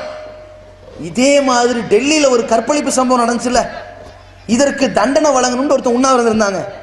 2வது நாள்ல சாக கிளம்பிட்டான். அந்த மாதிரி உடம்பு வீணா போச்சு. ஆனா இந்த ராம்தேவ் உண்ணாவிரதம் இருந்தா மட்டும் ஒண்ணுமே ஆக மாட்டேங்கிறான். எப்படியோ ஒரு இன்ஜெக்ஷனை போட்டு உட்கார்ந்துக்கிறான். நல்ல சத்து ஊசியை போட்டுக்கிட்டு உண்ணாவிரதம் உட்கார்ந்துக்கிறாங்க. அதுக்கப்புறம் யாராவது ஜூஸ் குடிச்சு முடிச்சுக்கிட்டாங்கன்றாங்க. இவன் யார் ஜூஸ் கொடுத்தா இவன் குடிக்கணும்? சாங்காது இல்ல, முடிச்சுக்கிறாங்க. இவன் சொல்றான், லஞ்சத்தை ஒழிக்க போகிறேன், உலகமெல்லாம் லஞ்ச லாவண்யங்கள் பரவி இருக்கிறது, பணத்தை கொள்ளையடிக்கின்ற தன்மை பரவி இருக்கிறது, அதை இதோ ஒழித்து கட்ட போகிறேன் உண்ணாவிரதத்தின் மூலமான. உண்ணாவிரதம் தான் அடிச்சாங்க போலீஸ். ஓடுனா ஒரு ஓட்டம் நள்ளிரவுல. இது புரிய நாட்டிலேயே ஒரு பெரிய காந்தி விரட்டின மாதிரி செய்தியை காட்டினாங்க. அதுக்கப்புறம் தான் பேப்பர்ல வருது, இவன் யார் தெரியுமா? இந்த பாபா ராம்தேவ். இந்த ஆன்மீகத்தின் பெயரை சொல்லி மக்களை சுரண்டி அவன் வீடு வாங்குவான், காடு வாங்குவான், தோட்டம் வாங்குவான், துறவு வாங்குவான், நகை வாங்குவான், பணம் வாங்குவான். இவன் என்ன தெரியுமா? ஒரு நாட்டையே வாங்கியிருக்கிறாங்க. ஒரு ஸ்காட்லாண்டுங்கிற இடத்துல ஒரு பெரிய தீவு, அந்தமான் நிக்கோபார் தீவு இருக்குல்ல, இது மாதிரி ஒரு தீவு. இன்னைக்கு மலேசியா இருக்கட்டும், ஒரு புர்னேயா இருக்கட்டும், ஒரு லாவோஸா இருக்கட்டும், ஒரு கம்போடியா இருக்கட்டும், இதெல்லாம் என்னது? ஒரு தீவு. இது மாதிரி ஸ்காட்லாண்ட்ல ஒரு தீவே இவனுக்கு சொந்தங்க. முடியுமா? எங்க அவனுக்கு ஒரு வீடு சொந்தமா, ஒரு ஊர் சொந்தம் கூட சொல்லிக்குவான், ஒரு நாடு சொந்தம். யார் இவன்? இப்படி மக்கள்கிட்ட சுரண்டியவன் தான் லஞ்சத்தை ஒழிய போறாளாம். நிலைமை பாருங்க. தலைமையில மலத்தை தூக்கிட்டு போறான், ஊரெல்லாம் நாடுன்னு சொல்லிட்டு போறான். ஏண்டா இவன் தலைமையில வண்டிகளே மலம் இருக்குது, இவன் சொல்றான் ஊரெல்லாம் நாத்தம் அடிக்குது, மருந்து அடிக்கிறேன். இந்த லட்சணத்துல இருக்குது. இப்படி ஆன்மீகத்தை வச்சு சுரண்டினார்களே. நபிகள் நாயகம் ஸல்லல்லாஹு அலைஹி வஸல்லம் வாழ்க்கையை பாருங்க. எல்லாத்தையும் இழந்தார்கள். அடுத்தவன் என் காலில் விழக்கூடாது. காலில் விழுகிறது என்ன? ஒரு சபைக்குள் நான் நுழைந்தால் எனக்காக யாரும் எந்திரிச்சு நிற்க கூடாது. எவ்வளவு சொல்றாங்கன்னா, உங்களில் ஒருவர் இன்னொருவர் வருகிற பொழுது எழுந்து நிற்க வேண்டும் என்று அந்த வரக்கூடியவர் ஆசைப்படுவார். ஆனால் தான் வந்தால் மற்ற மக்கள் எழுந்து நிற்க வேண்டும் ஒருத்தன் ஆசைப்பட்டான். அப்படி ஆசைப்படுறவன் நரக படுகொலியை தேர்வு செய்து கொள்ளட்டும் என்று நபிகள் நாயகம் ஸல்லல்லாஹு அலைஹி வஸல்லம் மக்களோடு மக்களாக இருந்தார்கள். எந்த அளவுக்கு மக்களோடு மக்கள் தெரியுமா? இன்னைக்கு ஆலிம் சாக்கள் வித்தியாசப்படுத்திடுறாங்க. ஒரு சாமியார் வித்தியாசப்படுத்தி நிக்கிறான், ஒரு பாதிரியார் நிக்கிறாங்க, ஒரு ஆலிம் சா நிக்கலாமா? இவரு என்னடான பெரிய தலப்பா, அப்ப ஒரு ஒரு ஜிப்பா, அப்புறம் ஒரு நட, அவருக்கு பின்னாடி 10 பேர் கொண்ட படை. நிலைமை இருக்கா? ரசூலுல்லாஹி ஸல்லல்லாஹு அலைஹி வஸல்லம் எப்படி இருந்தாங்க தெரியுமா? அவர்களுடைய வரலாறுல அழகான முறையில் எப்படி ரத்தின சுருக்கமாக பாதுகாக்கப்பட்டிருக்கு பாருங்க. அந்த மக்காவுல இருந்து மதீனாவுக்கு ஹிஜ்ரத் செஞ்சு வராங்க. அங்க இருக்கிற மக்கள் எல்லாம் எதிர்பார்க்கிறார்கள், அல்லாஹ்வுடைய தூதர் முகமது அவர்கள் இதோ மதீனாவுக்கு விஜயம் செய்ய வருகிறார்கள். அவர்களை பார்க்கிறதுக்கு காத்து கொண்டிருக்கிற ஈமான் கொண்டவர்கள் எல்லாம் எதிர்பார்த்து நிற்கிற பொழுது ஒரு யூதர் அறிவிக்கிறார், மக்களே நீங்கள் எந்த தலைவரை எதிர்பார்த்தீர்களோ அதோ அந்த தலைவர் வந்து கொண்டிருக்கிறார் அப்படின்னு அறிவிப்பு வந்துருச்சு. அறிவிப்பை கேட்டு எல்லாரும் ஓடுறாங்க. ஓடி போய் முதல்ல நபிகள் நாயகம் ஸல்லல்லாஹு அலைஹி வஸல்லம் அவர்களுக்கு கை கொடுக்கணும்ல, அந்த முசாபகா செய்யணும்ல, காலில் விழக்கூடாது, இல்லை தப்பு. அவங்கள பார்த்து தொட்டு முத்தம் விட்டுக்கூடாது, தப்பு. கை கொடுக்கணும். இந்த கை கொடுக்கறதுக்காண்டி எல்லாரும் போறாங்க. கை கொடுக்க போய் நிக்கிறாங்க. எல்லாரும் யார்கிட்ட கை கொடுத்தாங்க தெரியுமா? அபூபக்கர் சித்திக் ரலியல்லாஹு கை கொடுக்க ஆரம்பிச்சாங்க, ரசூலுல்லாஹ் நினைச்சுக்கிட்டு. எப்படி பாருங்க வரலாறு, எப்படி மக்களோட மக்களா வந்திருக்காங்க பாருங்க. அபூபக்கர் சித்திக் கை கொடுக்குறாங்க. அவருக்கும் புரியல. நல்லா இருக்கேன், இப்ப வந்தேன், பேசிக்கிட்டு இருக்கிறாங்க. திடீர்னு கொஞ்சம் வெயில், உச்சி வெயில் மண்டையை புழக்கிற மாதிரி வரும் பொழுது அபூபக்கர் சித்திக் ரலியல்லாஹு என்ன செய்யறாங்கன்னா, பாசத்தின் காரணத்தினால் ரசூலுல்லாஹி ஸல்லல்லாஹு அலைஹி வஸல்லம் அவர்கள் தலைக்கு மேல இவர் ஒரு துணி அப்படி போட்டு நிக்கிறார். அந்த கொடை பிடிப்பாங்கல்ல ஒரு சில அவசியத்துக்கு, சும்மா அர்த்தராத்திரில கொடை பிடிக்கிறது இல்ல, ஒரு வெயில் அடிக்குதுன்னு பிடிப்பாங்கல்ல, அந்த மாதிரி நிக்கிறாரு. அப்பதான் அவர்களுக்கு தெரியுது, ஆஹா இவரல்லவா ரசூலுல்லாஹ், நம்ம அபூபக்கருக்கு கை அப்பதான் தெரியுது. அந்த மாதிரி வித்தியாசம் இல்லாத அளவிற்கு மக்களோடு மக்களாக இருந்தார்களே. இப்படிப்பட்ட ஒரு ஆன்மீக தலைவரை உலகம் பார்த்திருக்குதா? இன்னைக்கு எங்காவது எடுத்து காட்ட முடியுமா? இதனால் தான் அவர் நம்பர் 1. அதே மாதிரி நபிகள் நாயகம் ஸல்லல்லாஹு அலைஹி வஸல்லம் அவர்களை பார்த்து அந்த நபி தோழர்களும் ஒரு அறியாமையில் இருப்பாங்க. சில பேர் எந்த அளவுக்கு அறியாமைனா, இறைவன் தன் திருக்குர்ஆனிலே குறிப்பிடுகின்றான், வ அன்னல் மசாஜித லில்லாஹ், பள்ளிவாசல்கள் அல்லாஹ்வுக்குரியது, ஃபலா ததுஉ மஅல்லாஹி அஹதா, அல்லாஹ்வை தவிர்த்து வேறு யாரையும் அழைக்காதீர்கள். இது போன்று மௌலித ஓதி நபிகள் நாயகத்தை கடவுளாக்கி இப்படி அழைப்பது கூடாது, இது பாவம். அல்லாஹ் இந்த சட்டத்தை சொல்லிட்டு அல்லாஹ்வுடைய வசனம் வருகிறது எந்த அளவிற்கு என்றால், அன்னஹு காம அப்துல்லா, இந்த இறை தூதர் அல்லாஹ்வின் அடியார் இந்த முகமது நபி எழுந்து நின்று அல்லாஹ்வை வணங்குவதற்காக எழுந்து நிற்கிறார். இவர் எழுந்து நின்றவுடன் அந்த சஹாபாக்கள் என்ன செய்கிறார்கள் தெரியுமா? காது யகூனுன அலைஹி லிபதா, இவர்கள் எல்லாமே ரசூலுல்லாஹ்ட்ட ஓடி போக ஆரம்பிக்கிறார்கள். ஏதோ அல்லாஹ்ட்ட வாங்கி தர போறாரு, பொக்கிஷம் தர போறாங்கன்னு நினைச்சுக்கிட்டு கிட்ட ஓடுகிறார்கள். நபியே நீங்கள் சொல்லுங்கள், நான் என் இறைவனை பிரார்த்திக்கின்றேன், அவனுக்கு யாரையும் இணை கற்பிக்க மாட்டேன், அவன்கிட்ட இருந்து ஒரு பொக்கிஷத்தை நான் உங்களுக்கு பெற்றுத்தர என்னால் முடியாது என்று சொல்லுங்கள். உங்களை நம்பி என்ன வராங்க அப்படி கிட்ட, தெளிவா சொல்லுங்க. அல்லாஹ் சொல்கிறான். இன்னொரு இடத்துல சொல்கிறான், குல் நபியே நீங்கள் சொல்லுங்கள், லா அஸ்அலுக்கும் அலைஹி அஜ்ரா, இந்த பிரச்சாரம் செய்வதற்காக, இந்த தாவா பணி செய்வதற்காக, அல்லாஹ் தான் கடவுள், அவனை நீங்கள் வழிபடுங்கள் என்று சொல்வதற்காக இந்த புரோகிதத்திற்கு நான் எந்த கூலியும் வாங்க மாட்டேன் என்று சொல்லுங்கள். எப்படிப்பட்ட ஒரு ஆன்மீக தலைவர் பாருங்க. அதே மாதிரி நபிகள் நாயகம் ஸல்லல்லாஹு அலைஹி வஸல்லம் அவர்கள் எந்த மாதிரியாக மக்களை உருவாக்கி இருக்கிறாங்கன்னா, சுயமரியாதை. இந்த சமுதாயத்தில் ஒரு கூட்டத்தை வைத்து தெரிந்து விடலாம், ஒருத்தனுடைய பழக்க வழக்கத்தை வைத்து தெரிந்து விடலாம். ஏங்க இப்படி கேடுகிட்டு போயிட்டாங்க, அவன் சேர்க்கை அப்படி இருக்குதுங்க. ஒருத்தன் 1ஆம் நம்பர் குடியாரனா இருக்கான், நல்லா தானங்க இருந்தான், ஏங்க இப்படி ஆயிட்டான், அவன் சேர்க்கை அப்படி இருக்குதுங்க இப்படின்னு சில பேரை பார்த்து சொல்லுவார்கள். அது மாதிரி சில பேர் பிச்சை எடுப்பாங்க, என்னங்க இப்படி பிச்சை எடுக்கிறாங்க, அவன் போன கூட்டம் அப்படிங்க அப்படிம்பாங்கல்ல. அது மாதிரி இந்த மத புரோகிதர்களுடைய நிலை, இந்த ஆன்மீகவாதிகளுடைய நிலை, மக்கள்கிட்ட கையேந்தி நாக்க தொங்க போட்டு அவர்களுக்கு கையுகூப்ப போட்டு அவர்களுக்கு ஜால்ரா தட்டி காசு வாங்குவார்கள். இந்த சூழ்நிலையெல்லாம் நபி ஸல்லல்லாஹு அலைஹி வஸல்லம் உடைச்சு காட்டுறாங்க. எந்த மாதிரி உடைச்சு காட்டுறாங்க? நான் நயா பைசா கூலி வாங்க மாட்டேன். எல்லா நபிமார்களையும் இறைவன் ஆடு மேய்க்கிறவங்களாகவே அனுப்பினான். சஹாபாக்கள் கேட்கிறான், அந்த யாரு சொல்லலாம், நீங்களும் ஆடு மேய்க்கிறீங்களா? எப்படி ஒரு ஆன்மீக தலைவர், ஒரு வல்லரசு நாட்டின் அதிபதி, ஒரு இறை தூதர் அல்லாஹ்விடமிருந்து செய்தியைத்தான் மக்களுக்கு சொன்னார், வேற ஒன்றும் கிடையாது என் வேலை, இதுதான் என் வேலை. இன்னமா அன பஷரும் மிஸ்லுக்கும், நானும் உங்களை போன்ற ஒரு மனிதன் தான். யூஹா இலைய, ஒரு வித்தியாசம், உங்களுக்கு இறை செய்தி வராது, எனக்கு அந்த இறை செய்தி வருது, அதை உங்கள்கிட்ட சொல்றேன், அவ்வளவுதான். இதுக்காக வேண்டி உங்கள்கிட்ட காசு கேட்கல, இதுக்காக வேண்டி உங்கள்கிட்ட எதையும் நான் எதிர்பார்க்கல என்றெல்லாம் சொன்ன இந்த இறை தூதர் சஹாபாக்களை எப்படி உருவாக்குறாங்கன்னு சொன்னா, அந்த தோழர்களை எப்படி உருவாக்குறாங்கன்னு சொன்னா, அல் எதுல் உல்யா கைரும் மின் எதி சுஃப்லா, கீழே வாங்குற கையை விட மேல இருக்குது பாருங்க கொடுக்கிற கை, அதுதான் சிறந்தது அப்படின்னு சொல்லி தராங்க. இந்த தத்துவத்தை அந்த நபித்தோழர்கள் மட்டும் இல்ல, இந்த ஆன்மீக தலைவர்களுடைய ஒரு ஸ்பெஷாலிட்டி என்ன தெரியுமா? நல்லவன் இந்த தூதரை புகழ்வது சாதாரணமான விஷயம், இந்த ஆன்மீக தலைவரை மெச்சி பேசுவது சாதாரண விஷயம். எதிரி பெச்சு பேசுறான் பாருங்க, புகழ்ந்து தள்ளுறான் பாருங்க, அதுதான் ஆச்சரியம். எங்கேயாவது உலகத்துல யாரை பற்றியாவது ஒரு எதிரி திட்டு புகழ்வானா? புகழ முடியுமா? வாழ்ற காலத்துல. இறந்துட்டான்னா அந்த அனுதாபத்தில் புகழ்வாங்க, அவர் அப்படி இருந்தார் இப்படி இருந்தார், ஒரு சிறந்த எதிர்க்கட்சி தலைவராக இருந்தாலும் சொல்லிட்டு போயிடுவாங்க. வாழ்ற காலத்தில் புகழ்வானா? அவன் வண்டவாளத்தை பற்றி தான் பேசிக்கிட்டு இருப்பான். ஆனால் ரசூலுல்லாஹி ஸல்லல்லாஹு அலைஹி வஸல்லம் அவர்கள் தன்னுடைய வாழ்க்கையை தான் மக்களுக்கு சாட்சியாக்கினார்கள். லக்கது லபிஸ்து ஃபீக்கும் உமரம் மின் கப்லிஹி, மக்களே உங்களுக்கு முன்னால் பல வருடம் வாழ்ந்திருக்கின்றேன். அப்பலா தாய்க்கிலூன், நீங்க சிந்திக்க மாட்டீங்களா? நானா பொய் சொல்றவன், நானா சூனியம் வச்சவன், நானா ஏமாத்துறவன்? யோசிச்சு பாருங்க, நான் சொல்றது பொய்யா இருக்குமா? இதுக்கு முன்னாடி பொய் சொல்லி நான் பிடிபட்டு இருக்கிறேனா? உங்களை ஏமாத்தி இருக்கிறேனா? உங்களுக்கு நம்பிக்கை துரோகம் பண்ணியிருக்கிறேனா? என்ன பொய்யா நீங்க நினைக்க இப்படி கேட்கிறாங்க. எவ்வளவு நாணயமாக இருந்தா அப்படி கேட்க முடியும்? இப்படிப்பட்ட தூதரை பற்றி அபூ சுஃபியான் இஸ்லாத்துக்கு வரவில்லை, அல்லாஹ்வின் தூதருக்கு எதிராக பத்ர் யுத்தத்தை சந்தித்தவர், அல்லாஹ்வின் தூதருக்கு எதிராக உஹது யுத்தத்தை சந்தித்தவர், இன்ன முஹம்மதன் கதுமாத், இந்த உஹது யுத்தத்திலே முகம்மது கொலை செய்யப்பட்டு விட்டார், மௌத்தா போய் விட்டார் என்று பிரகடனம் செய்தவர் இந்த அபூ சுஃபியான் நபிகள் நாயகம் ஸல்லல்லாஹு அலைஹி வஸல்லம் அவர்களை பற்றி இன்னொரு நாட்டு மன்னரிடத்தில் சொல்கிறார்.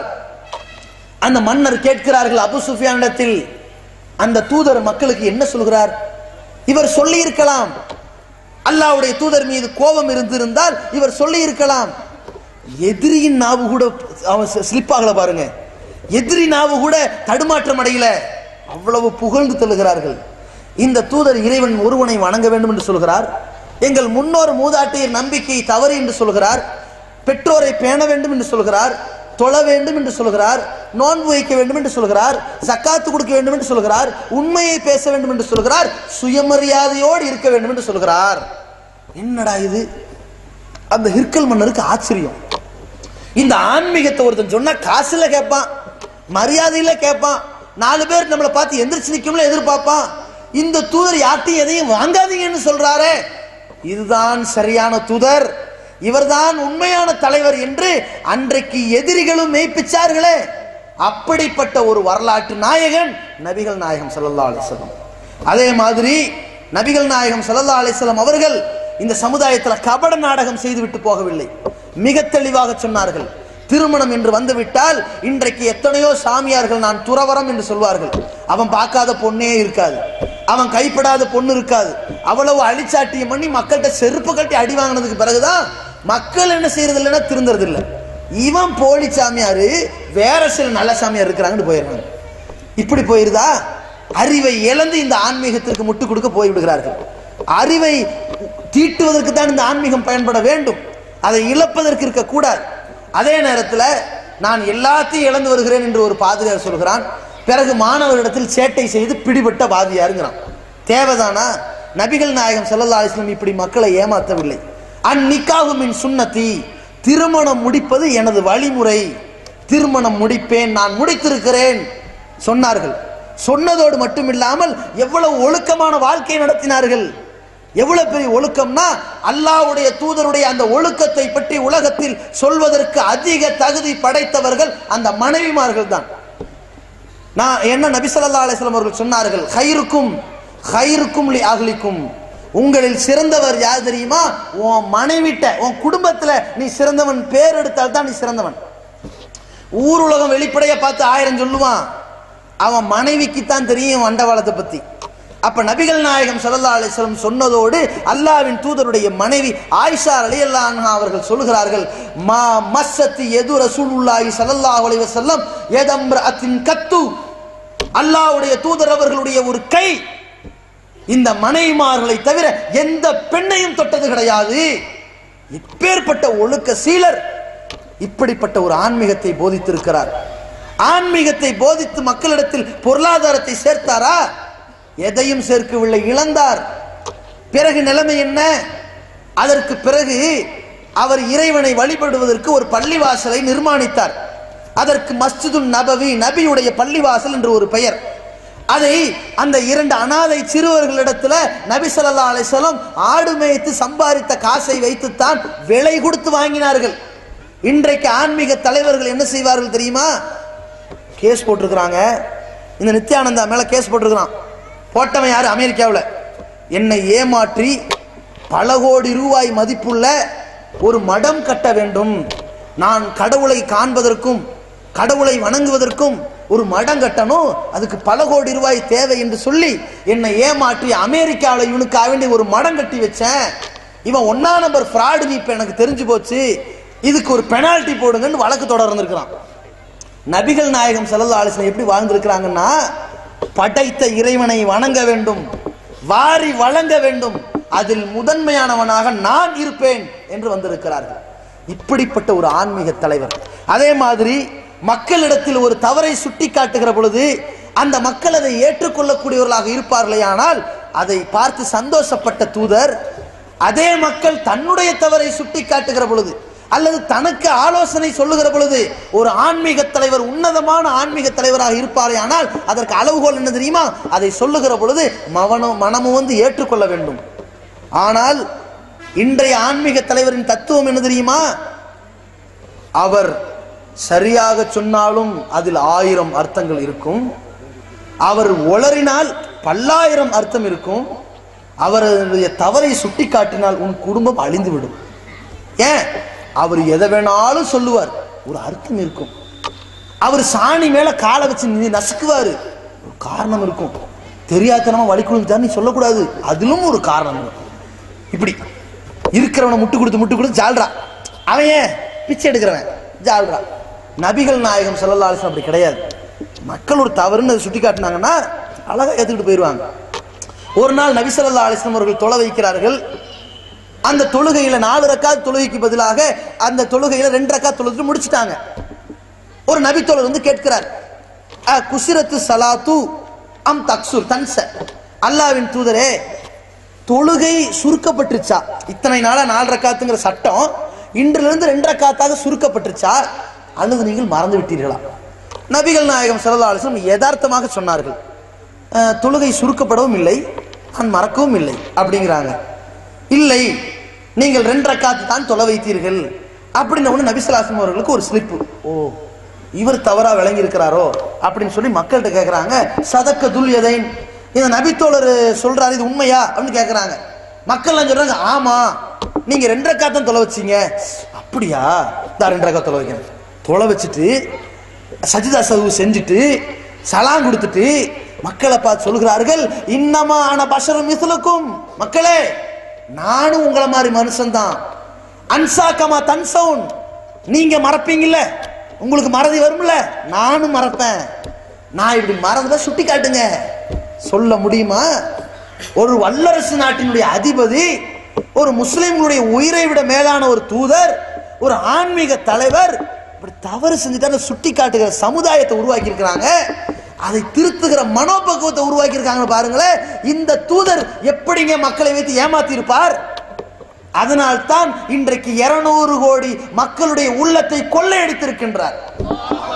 அதே மாதிரி நபிகள் நாயகம் ஸல்லல்லாஹு அலைஹி வஸல்லம் அவர்கள் எந்த அளவிற்கு சஹாபாக்கள்கிட்ட சொல்லி இருக்கிறாங்கன்னா, இன்றைக்கு ஆன்மீக தலைவர்களை பார்த்து புகழ்ந்தால் எங்கேயோ போயிடுவாங்க, உச்சாம் அடையமாங்கல, உச்சி குளிர புகழ்ந்துட்டாண்டா அவ்வளவுதான். மகானே நீங்கள் எப்படிப்பட்டவர் தெரியுமா? உங்கள் பார்வை இந்த 100 பேரை பார்க்கிறது என்று நான் சொன்னால் நான் ஒரு மடையன். உங்கள் பார்வை இந்த உலகத்தை அளந்து கொண்டிருக்கிறது.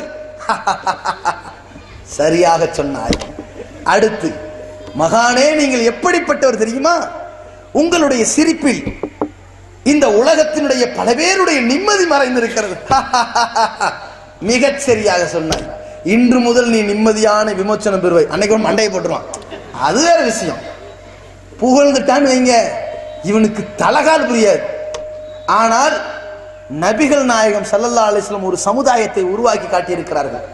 அது மாதிரி இந்த உலகத்தில் எந்த தலைவரும் உருவாக்கவில்லை. எப்படி தெரியுமா? ஒருவனை பார்த்து கண் முன்னால் புகழ்ந்தால் நபி ஸல்லல்லாஹு அலைஹி வஸல்லம் என்ன வார்த்தை சொன்னாங்க தெரியுமா? அவனுடைய கழுத்தை நீ வெட்டி விட்டாய் அப்படின்ட்டாங்க. வரம்பு மீறி அள்ளி அள்ளி புகழ்றியா, நீ அவனை வெட்டி கொன்னுட்டேன்ட்டாங்க. இது மாதிரி ஒருத்தன் மூஞ்சிக்கு முன்னாடி புகழ்ந்தான்னா மண்ணவாரி மூஞ்சில வீசுங்கன்றாங்க. ஏன்? இப்படி அள்ளி அள்ளி புகழ்றவன் தான் அள்ளி அள்ளி வண்டவாளத்தை அம்பலப்படுத்துவான். நம்பிராதீங்க. நபிகள் நாயகம் ஸல்லல்லாஹு அலைஹி வஸல்லம் அவர்கள் ரொம்ப எச்சரிக்கையா இருக்கிறாங்க. தன்னை புகழ்ந்து வரம்பு மீறி வந்து இங்க கடவுள் பக்கத்தில் கொண்டு வச்சிருவாங்களோ என்று பயப்படுவார்கள். ஒவ்வொரு தருணத்திலையும் பயப்படுவார்கள். ஒரு சந்தர்ப்பத்தில் அல்லாஹ்வுடைய தூதரவர்கள் ஒழு செய்கிறார்கள். ஒழு செய்த தண்ணீர் தெரிக்கிறது, எச்சில் துப்புகிறார்கள். அந்த நபி தோழர்கள் வேகமா போய் எடுத்து உடம்புல தேய்ச்சுக்கிறாங்க. இந்த ஹதீஸோட பாதியில் நிப்பாட்டிக்குவாங்க. இன்னைக்கு சில பேர் மக்களை ஏமாற்றுகிறார்களே ஒரு கூட்டம், இஸ்லாத்தின் பெயரால் மக்களை ஷேகுமார்கள் என்றும் பீர்மார்கள் என்றும் முரீதுகள் என்றும் மக்களை ஏமாற்றி பணம் சுரண்டி கொண்டிருக்கின்ற இந்த பூசாரி கூட்டம், அந்த முல்லாக்கள் செய்கின்ற இந்த ஏமாற்று வேலைக்கு இந்த ஹதீஸை இதோடு நிறுத்தி வைத்து சொல்வார்கள். அதற்கு பிறகு ரசூலுல்லாஹ் சொன்னதை இருட்டடிப்பு செய்வார்கள். அதுதான் அவர்கள் உண்மையான ஆன்மீக தலைவர் என்பதை உலகத்திற்கு போதிக்கிற தத்துவம். அல்லாஹ்வுடைய தூதர்கள் சொன்னார்கள், தோழர்களே என்ன செய்து விட்டீர்கள், மா ஷஅனுக்கும் ஹாதா, என்ன காரியத்தை பண்ணிட்டீங்க, இதுல தான் நன்மை இருக்குன்னு நினைக்கிறீங்களா? நீங்கள் தொழுங்கள், அதுல நன்மை இருக்கிறது. பசித்தவருக்கு உணவளியுங்கள், அதுல நன்மை இருக்கிறது. இந்த எச்சில் நன்மை இருக்கிறது என்று கண்டித்தார்கள். இதனால் தான் அல்லாஹ்வுடைய தூதர் ஒரு உண்மையான உன்னதமான உத்தம ஆன்மீக தலைவராக திகழ்ந்திருக்கிறார்கள். அப்படிப்பட்ட ஒரு வரலாற்றை இந்த உலகத்திற்கு மறைத்திருக்கிறது இந்த கூட்டம்.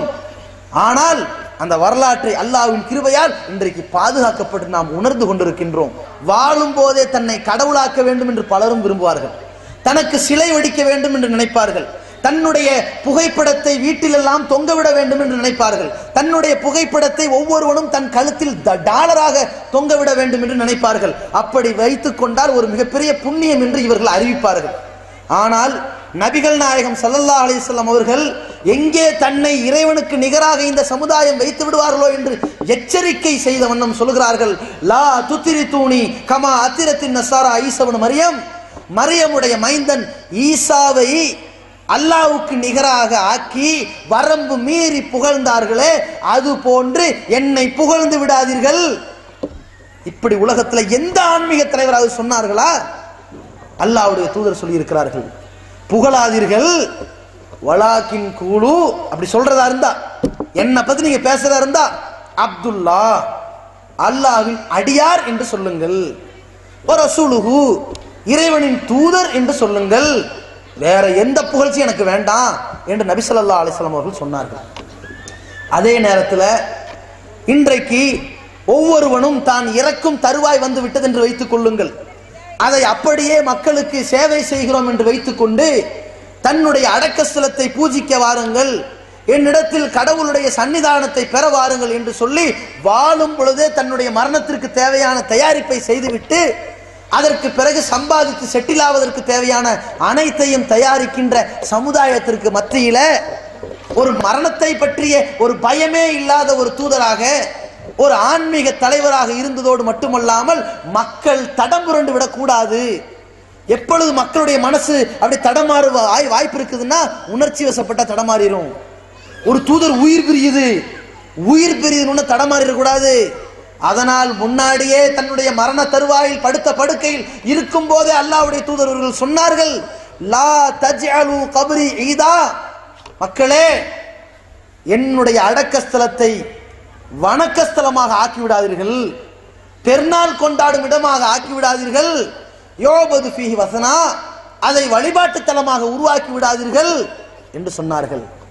என் மீது நீங்கள் புகழணும், அல்லாஹ்ட்ட பிரார்த்தனை செய்யுங்க, அல்லாஹும்ம ஸல்லி அலா முஹம்மதின் வ அலா ஆலி முஹம்மது, இது கேளுங்க, இந்த முகமதுக்கு அருள் புரிங்கன்னு சொல்லுங்க, இது போதும், வேற எதுவும் எனக்கு வேண்டாம் என்று சொல்லிவிட்டு விடை பிரிந்தார்களே.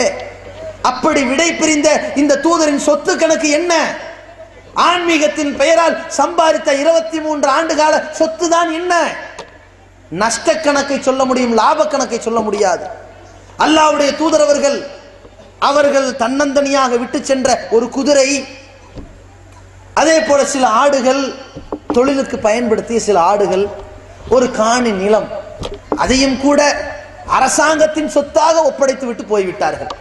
ஆன்மீகத்தின் பெயரை சொல்லி என் வாரிசுகள் என் பெயரை சொல்லி சம்பாதித்து விடக்கூடாது, எனவே பொது சொத்திலிருந்து என் வாரிசுதார்கள் யாருக்கும் நயா பைசா தரக்கூடாது என்று சொல்லிட்டு போன உலகத்தில் இப்படி ஒரு உயில் எழுதிய, இப்படி ஒரு வசியத்து செய்த, இப்படி ஒரு மரண சாசனம் சொன்ன ஒரு மனிதர் நபிகள் நாயகம் ஸல்லல்லாஹு அலைஹி வஸல்லம் அவர்கள் தான்.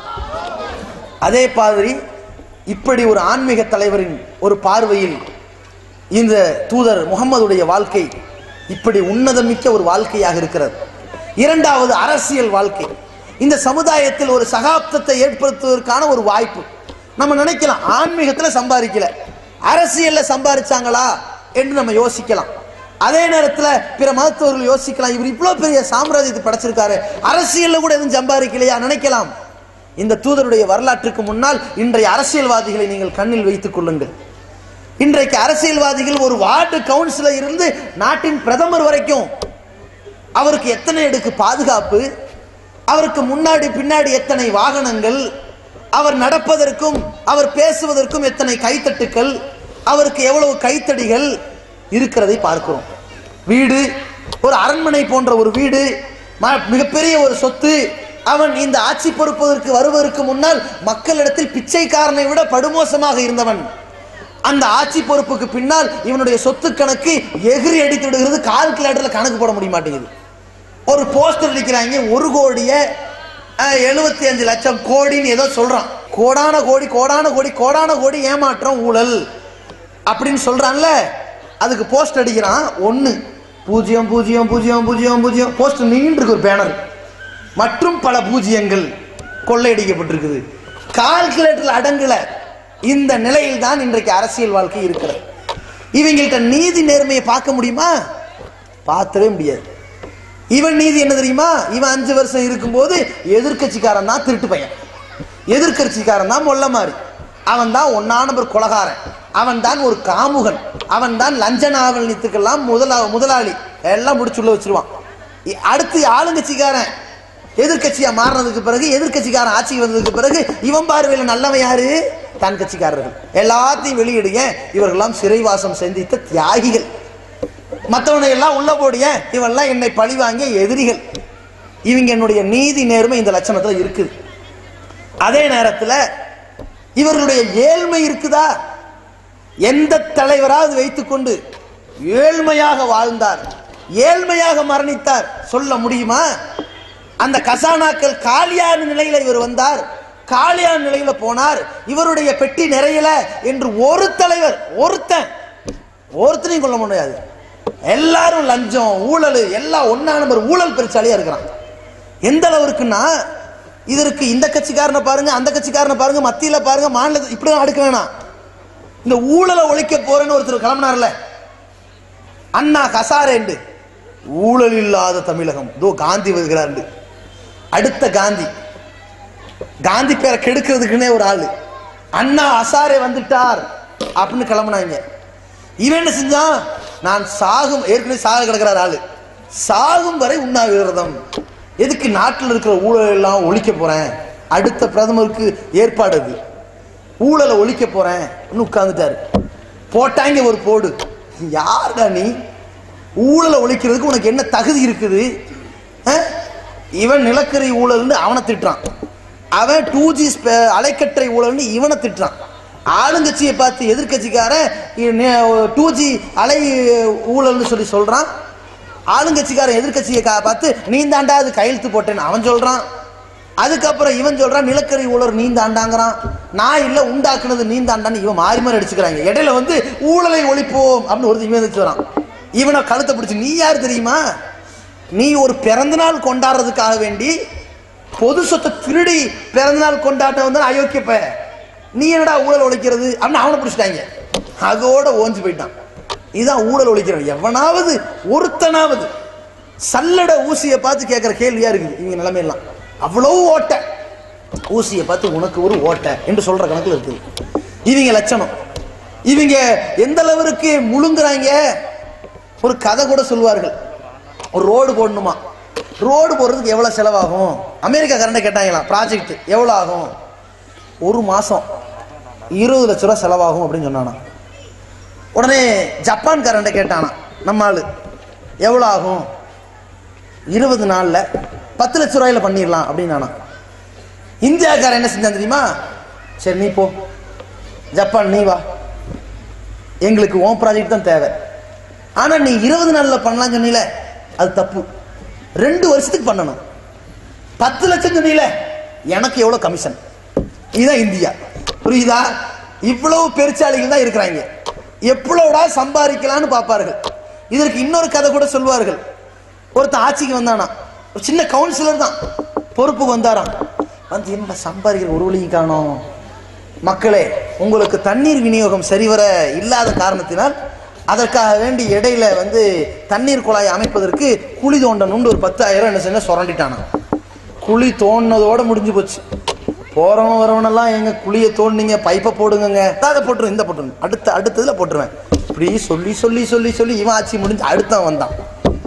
வந்தவன் என்ன பண்ண, அவனாவது பைப்பை போட்டானா, பைப்பை அப்புறம் போடுவோம், இப்போ ஒரு 10,000 சுரண்டணும், இந்த குழியை மூடு, பொதுமக்களுக்கு இடையூறாக இருக்கும் குண்டு குழி மூடப்பட்டது என்ற கணக்குல ஒரு 10,000 சுரண்டு அடிச்சான்.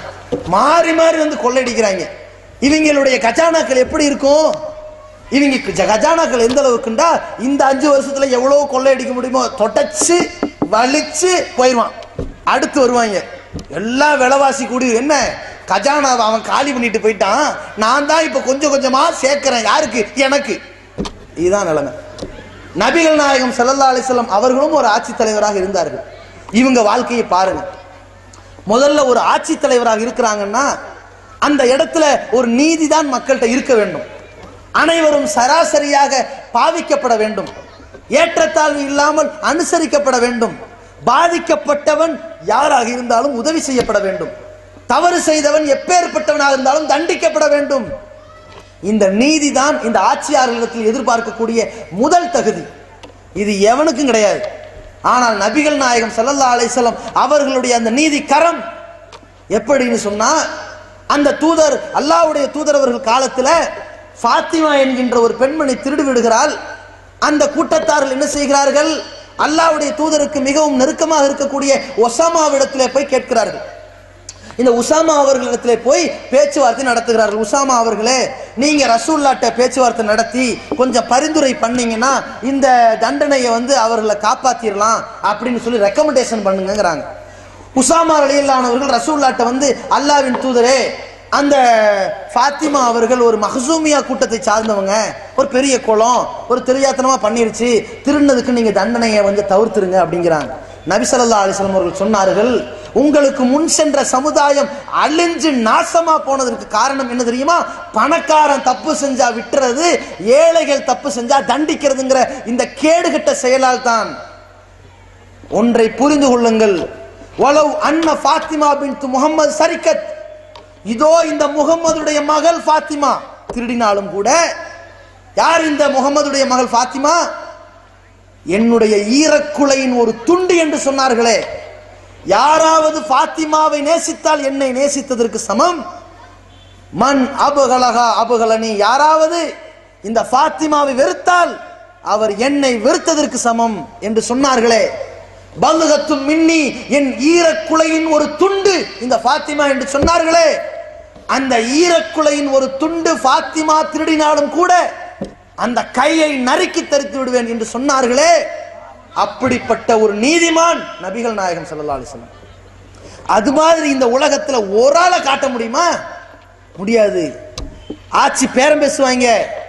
எம்பி வேணுமா, எம்எல்ஏ வேணுமா, கூட்டணி தொடரணுமா, கட்டாகணுமா, என் மகளை காப்பாத்து, இதுதான் பேச்சுவார்த்தை நடக்கும். நடக்குதா இல்லையா? தப்பு எவன் செஞ்சாலும் தண்டிக்கப்பட வேண்டும்ங்கிற இந்த தத்துவம் இந்த உலகத்துல மறைஞ்சிருச்சு. சட்டம் ஒரு இருட்டறை என்றுதான் மக்களிடத்தில் பாவிக்கப்பட்டிருக்கிறது. அந்த அளவிற்கு இந்த நாட்டில் நீதி செத்து கிடக்கிறது. அதே நேரத்தில் அந்த தாமதிக்கப்படுகிற நீதி அநீதி என்று சொல்கிறோமே, அதனுடைய மொத்த வடிவத்தை இந்த உலகத்தில் பார்க்கலாம். குறிப்பா இந்தியாவில் பார்க்கலாம். 50 வருஷத்துக்கு முன்னாடி ஒருத்தன் கொலை பண்ணியிருப்பான். அவனை புட்டு விசாரிப்பாங்க. கடைசி காலத்தில் அவனுக்கு என்ன செய்வாங்க? தண்டனை கொடுப்பாங்க. செத்தே போயிருப்பான். இவன் லட்சணம் எந்த அளவுக்குன்னா, ஒருத்தன் எம்எல்ஏ ஆனாங்க. அவன் வந்து தவறுதலான முறையில், இல்லீகலான முறையில் எம்எல்ஏ ஆயிட்டானான். அவன் எம்எல்ஏ ஆனது செல்லாதான். எதிர்கட்சிக்காரன் வழக்கு தொடர்ந்தான். வழக்கு நடந்துச்சு. 1 வருஷம் முடிஞ்சிருச்சு. அடுத்து 2 வருஷம் முடிஞ்சிருச்சு. அடுத்து 3 வருஷம் முடிஞ்சிருச்சு. 5 வருஷம் முடிஞ்சு இவன் எம்எல்ஏ சுகத்தை எல்லாம் அனுபவிச்சு எல்லாத்தையும் கொள்ளையடிச்சிட்டு கடைசியா நாமினேஷன் அடுத்த தேர்தலுக்கு தாக்கல் பண்ணும்போது, இன்று முதல் நீ எம்எல்ஏ இல்லை, ஆமாம் இல்லைன்னு போனான். இதுதான் நம்ம நாடு. நபிகள் நாயகம் ஸல்லல்லாஹு அலைஹி வஸல்லம் அவர்கள்ட்ட ஒரு பிரச்சனைன்னு வந்தா அடுத்த மறுகணம், தப்பு செஞ்சியா ஒத்துக்கிறையா, அல்லாஹ்வை சத்தியம் ஒத்துக்கிறையா, தண்டனை. இல்லையா, சாட்சி இருக்கா கொண்டு வா, 4 சாட்சி இருக்கா, 3 அவனை கூட்டு பெண்டு நிமித்துவோம், ஏன்டா அவதூறு சொல்றேன்னு, 4 ரைட்டு தண்டனை. எப்படி கொண்டு வந்தார்கள் அல்லாஹ்வுடைய தூதரவர்கள்? ஒரு வழக்கு பெண்டிங் நின்னுச்சா? இதுதான் நீதிமான். அதே நேரத்தில் நபி ஸல்லல்லாஹு அலைஹி வஸல்லம் அவர்களுடைய வாழ்க்கையில அவருடைய கசானா எப்படி இருந்துச்சு? அல்லாஹ்வுடைய தூதரவர்கள் காலத்தில் பகிரங்கமா அறிவித்தார்கள், தோழர்களே, உங்கள யாராவது இறந்த நேரத்தில் சொத்துக்களை விட்டு போயிருந்தால் அது உன் குடும்பத்துக்கு வச்சுக்க. யாராவது கடனாளியா போயிருந்தால் அது என்னை சேர்ந்தது, இந்த கசானால இருந்து நான் அடைச்சு காட்டுறேன், எவ்வளவு கடன் இருக்கு சொல்லு, நான் அடைக்கிறேன் என்று அடைத்தார்கள். முகமது அவர்களா, ஏய் இவர்கள் சக்காத்து நிதி அள்ளி அள்ளி கொடுப்பார், வாங்கடா எல்லாரும் இஸ்லாத்துக்கு போகலாம் என்று கிராமவாசிகள் ஓடோடி வந்து இஸ்லாத்தை தழுவினார்களே. அப்படி வறுமையில் உள்ள மக்கள், இது நம்முடைய வாழ்க்கைக்கு ஒரு சிறந்த ஒரு வழி இந்த முகமதிடம் இருந்தது என்ற ஒரு ஆட்சியாளரை தேடி ஓடி வந்தார்களே, அப்படிப்பட்ட ஒரு மனிதர் நபிகள் நாயகம் ஸல்லல்லாஹு அலைஹி வஸல்லம். அதே நேரத்தில் அல்லாஹ்வுடைய தூதர் அவர்கள் இந்த ஆட்சியாளர் என்ற ஒரு பெயரை பயன்படுத்தி மக்களிடத்தில் ஏதாவது எதிர்பார்த்தார்களா? மக்களோடு மக்களாக இருப்பது. ஒரு வெளியூர்லேருந்து ஒரு கூட்டம் வருகிறது. மன் அன்தும், அல்லாஹ்வுடைய தூதர் கேட்கிறாங்க, யார் நீங்க? நஹனு முஸ்லிமுன், நாங்கள் முஸ்லிம்கள். நீங்கள் யார்? அந்த கூட்டம் திருப்பி கேட்கிறது. அன ரசூலுல்லாஹ், நான் அல்லாஹ்வின் தூதர். இப்படி பாருங்க, அந்த கூட்டத்தில் மக்களில் மக்களாக ஒருவராக இருந்து கொண்டு சர்வ சாதாரணமான ஒரு வாழ்க்கை. ஒரு சந்தர்ப்பத்தில் நபி ஸல்லல்லாஹு அலைஹி வஸல்லம் ஒரு மன்னரைக்கு அருகிலே செல்கிறார்கள். ஒரு பெண் அழுது கொண்டிருக்கிறாள். அல்லாஹ்வுடைய தூதர் அவர்கள் சொல்லுகிறார்கள், அழுகாத அப்படிங்கிறாங்க. அந்த பெண்மணி, உனக்கு இந்த கஷ்டம் வந்தா தெரியும், போய் அந்த பக்கம் அப்படின்னு திட்டி விடுகிறார். ரசூலுல்லாஹ் திரும்பி வந்துடுறாங்க. பிறகுதான் ஃபலம்மா அலிமத் அன்னஹு ரசூலுல்லாஹ், இவர் அல்லாஹ்வுடைய தூதர் என்ற அந்த பெண்மணி அறிந்து கொண்டதற்கு பிறகு ரசூலுல்லாஹ்ட்ட ஓடோடி போய், நீங்க தான் தூதரா, எனக்கு தெரியாம போச்சு, இப்படி எல்லாம் உங்களை சொல்லிட்டாங்க போது நபி ஸல்லல்லாஹு அலைஹி வஸல்லம் அவர்கள் சொன்னார்கள், இன்னம ஸப்ரு இந்த சதுமத்தில் ஊலா, பொறுமை என்பது துக்கம் ஏற்பட்ட உடனே கடைபிடிக்க வேண்டும். அதனால துக்கம் தொண்டை அடைக்கும் போது பொறுமையா இருமா என்று அந்த நேரத்தில் சொல்லி அனுப்புகிறார்கள். ஒரு ஆட்சி தலைவர் மக்களில் மக்களாக இருந்தார்கள். ஆனால் இன்றைக்கு பாருங்கள், ஒவ்வொருவனுக்கும் இருக்கக்கூடிய படைபலத்தை பாருங்கள், அவனுடைய அரண்மனையை பாருங்கள், அல்லாஹ்வுடைய தூதரினுடைய அரண்மனையை பாருங்கள். இன்றைக்கு ஒரு பிரதமருக்கு என்ற அரண்மனை, அவனவனுக்கு இருக்கின்ற வெள்ளை மாளிகை. அல்லாஹ்வின் தூதருடைய அரண்மனை என்ன? ஒரு 3க்கு 6 இவ்வளவுதான் இடம். அதற்கு ஒரு வாயில் காவலாளி இருந்தாரா? வாச கதவே இல்லை. அப்புறம் அதுக்கு காவலாளி? கதவே கிடையாது. இருக்கின்ற பாய் தான் கதவு. இரவுல குளிரூட்டும் விளக்குகள் இருந்துச்சா? இல்ல. அல்லாஹ்வின் தூதர் அவர்களுடைய வீட்டில் அடுப்பு இருந்துதா? ஆயிஷா ரலியல்லாஹு அன்ஹா அவர்கள் இலக்கியமா சொல்வார்கள், நாங்கள் ஒரு பிறை பார்ப்போம், 29 மாசம் முடிஞ்சிடும். மற்றொரு பிறை பார்ப்போம், 29 மாசம் முடிஞ்சிடும். மற்றொரு பிறை பார்ப்போம், பிறதான் வெளிச்சமா தெரியும், எங்க வீட்டில் அடுப்பு வெளிச்சமா தெரியாது என்று இந்த ஆயிஷா ரலியல்லாஹு அன்ஹா சொல்லக்கூடிய வகையில் தன்னுடைய வீட்டில் இந்த பொது சொத்திலிருந்து எந்த பகுதியையும் சுரண்டாமல் தன்னுடைய வாழ்க்கையை, ஒரு பேரிச்சம்பளம், அந்த தொலை நீக்கப்படாத அந்த கோதுமை, அதை வைத்துக் கொண்டு வாழ்க்கை நடத்தி இருக்கிறார்கள். நாமெல்லாம் இருக்கின்ற கறி குழம்புல உப்பு குறைஞ்சிருச்சுன்னா, உப்பு கம்மியா போச்சுன்னா 6 மணி நேரம் பேசிக்கிட்டு இருப்போம் அடுத்த சோறு வர வரைக்கும். நபி ஸல்லல்லாஹு அலைஹி வஸல்லம் அவர்களுக்கு வினிகர் இருக்குல்ல, ஊறுகாவுல கெடாம இருக்கிறதுக்கு ஊத்துற வினிகர், அதை நபி ஸல்லல்லாஹு அலைஹி வஸல்லம் அந்த மாவை உருட்டி தொட்டு சாப்பிட்டு, இந்த குழம்பு ரொம்ப அருமையா இருக்குதே என்று சொல்லக்கூடிய நிலையில் தான் இந்த ஆட்சியாளர். அல்லாஹ்வுடைய தூதர் அவர்களை விருந்துக்கு அழைப்பார்கள். வீட்டில் ஏதாவது இருக்கா? ஒரு ரொட்டி இருக்கு, இப்படி இருக்கும், யாரையாவது கூட்டிட்டு வரட்டுமா இப்படி கேட்பார்கள். இன்றைக்கு பிரதமர் மன்மோகன் சிங் ஒரு விருந்து கொடுத்தாருன்னு ஒரு பிரச்சனை வந்துருச்சு. என்ன, பொது சொத்துலேருந்து இப்படி அடா விருந்து கொடுப்பீங்க? பல லட்சத்தை செலவு பண்ணி விருந்து கொடுத்துருக்காங்க. விருந்து கொடுத்ததுல சில ஆயிரங்கள் சாப்பிட்டாங்களாம், பல லட்சத்தை வெளியில கொண்டு போய் கொட்டினாங்களாம். இதான் இவங்க விருந்து கொடுத்த லட்சணம்.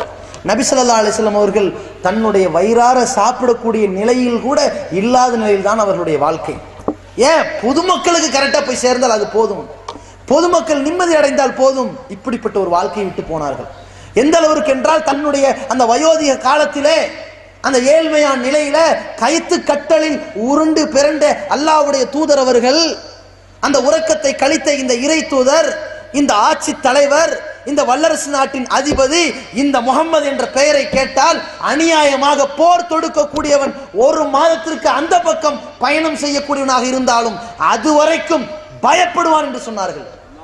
அது மாதிரி ஒரு பாதுகாப்பான ஒரு பூமியை அல்லாஹ்வுடைய கிருபையினால் ஒரு திடகாத்திரமான உழைப்பால் திரட்டி வைத்தார்கள். ஒரு கோழை அல்ல. அந்த தூதர் தன்னுடைய வறுமை காலகட்டத்தில் தன்னுடைய போர் கவசத்தை ஒரு யூதரிடத்தில் அடமானம் வைத்து வாழ்க்கை நடத்தார்கள். அதனால் சாப்பிட்டார்கள், அப்படியே இறந்தார்கள் அடமானம் வைக்கப்பட்ட கவசையுடையோடு. அந்த உடை அங்கே போய்விட்டது. அந்த நிலையில் வஃபாத்தானார்கள் என்ற வரலாற்றை பார்க்கின்றோம். இப்படிப்பட்ட ஒரு ஆட்சி தலைவரை இந்த உலகம் பார்த்திருக்கிறதா? இந்த உலகம் இன்றைக்கு யாரையாவது பார்க்க முடியுமா? அப்படிப்பட்ட ஒரு மனிதர். மாமனிதராக நபிகள் நாயகம் ஸல்லல்லாஹு அலைஹி வஸல்லம் அவர்கள் எந்த அளவிற்குன்னு சொன்னா, தன்னுடைய பேர குழந்தைகள் ஒரு பேரிச்சம்பளமா இருந்தால் பொது சொத்து. ஒரு சந்தர்ப்பத்தில் ரசூலுல்லாஹி ஸல்லல்லாஹு அலைஹி வஸல்லம் பசிங்க, ஒரு பேரிச்சம்பளத்தை விழுந்திருக்குது. அல்லாஹ்வுடைய தூதர் சொல்றாங்க, இந்த பேரித்தம்பளம் பொது சொத்தினுடைய பேரித்தம்பளமாக இருக்குமோ என்று நான் நினைக்காமல் இருந்தால் உடனே எடுத்து வாயில போட்டிருக்கேன். நினைச்சதுனால அது அங்கேயே போய் போட்டாங்க. எப்படி பாருங்க வாழ்க்கை எந்த மாதிரி இருந்திருக்காங்கன்னு பாருங்க. அல்லாஹ்வுடைய தூதருடைய மனைவி ஆயிஷா ரலியல்லாஹு அன்ஹா சொல்வார்கள், நபி ஸல்லல்லாஹு அலைஹி வஸல்லம் அவர்கள் எங்களுடைய வீட்டில் இருக்கும்போது இரவுல தொழுவார்கள். சஜிதாவுக்கு போகும்போது என் காலை குத்தி விடுவார்கள், நான் மடக்கிக் கொள்வேன், சஜிதா செய்வார்கள், பிறகு எழுவார்கள், காலை நீட்டிக் கொள்வேன். அப்பொழுது சஹாபாக்கள் கேட்கிறாங்க, மூமினின் தாயாரே, ஏன் நபி ஸல்லல்லாஹு அலைஹி வஸல்லம் சஜிதா செய்ய வராங்க என்று தெரிந்து கொண்டு காலை ஃபர்ஸ்டே மடிச்சிருக்க வேண்டியதானே என்று சொல்லுகிற பொழுது, அன்றைய காலங்களில் எங்க வீட்டில் ஒரு விளக்கு கூட கிடையாது, சிமினி விளக்கு தான், பக்கத்து வீட்டில் போய் பத்தி வைத்துட்டு வரவேன்னு, அந்த விளக்கு கூட கிடையாது. ஒரு ஆட்சி தலைவர், எப்படி வாழ்க்கை பாருங்க. நபிகள் நாயகம் ஸல்லல்லாஹு அலைஹி வஸல்லம் அவர்களுடைய காலகட்டத்தில் ஒரு ஆட்சி தலைவர். இன்னைக்கு ஒரு ஆட்சி தலைவருக்கு முன்னாடி போட்டி போட்டு தன்னுடைய தளபதி ஓட்டிட்டான்னு இங்க வண்டிய, யார் அவன் நம்மளை ஓவர்டேக் பண்றான், அடுத்த முதல்வருக்கு போட்டி போறானோ ஆளை காலி பண்ணு, தூக்கிடுவாங்க. தனக்கு நிகரா தன் கட்சியில் ஒருத்தன் வரக்கூடாது. ஒருத்தன் பொதுச் செயலாளர் துணை தலைவர் ஆயிட்டாங்கடா, துணை தலைவர் ஆயிட்டாங்கடா.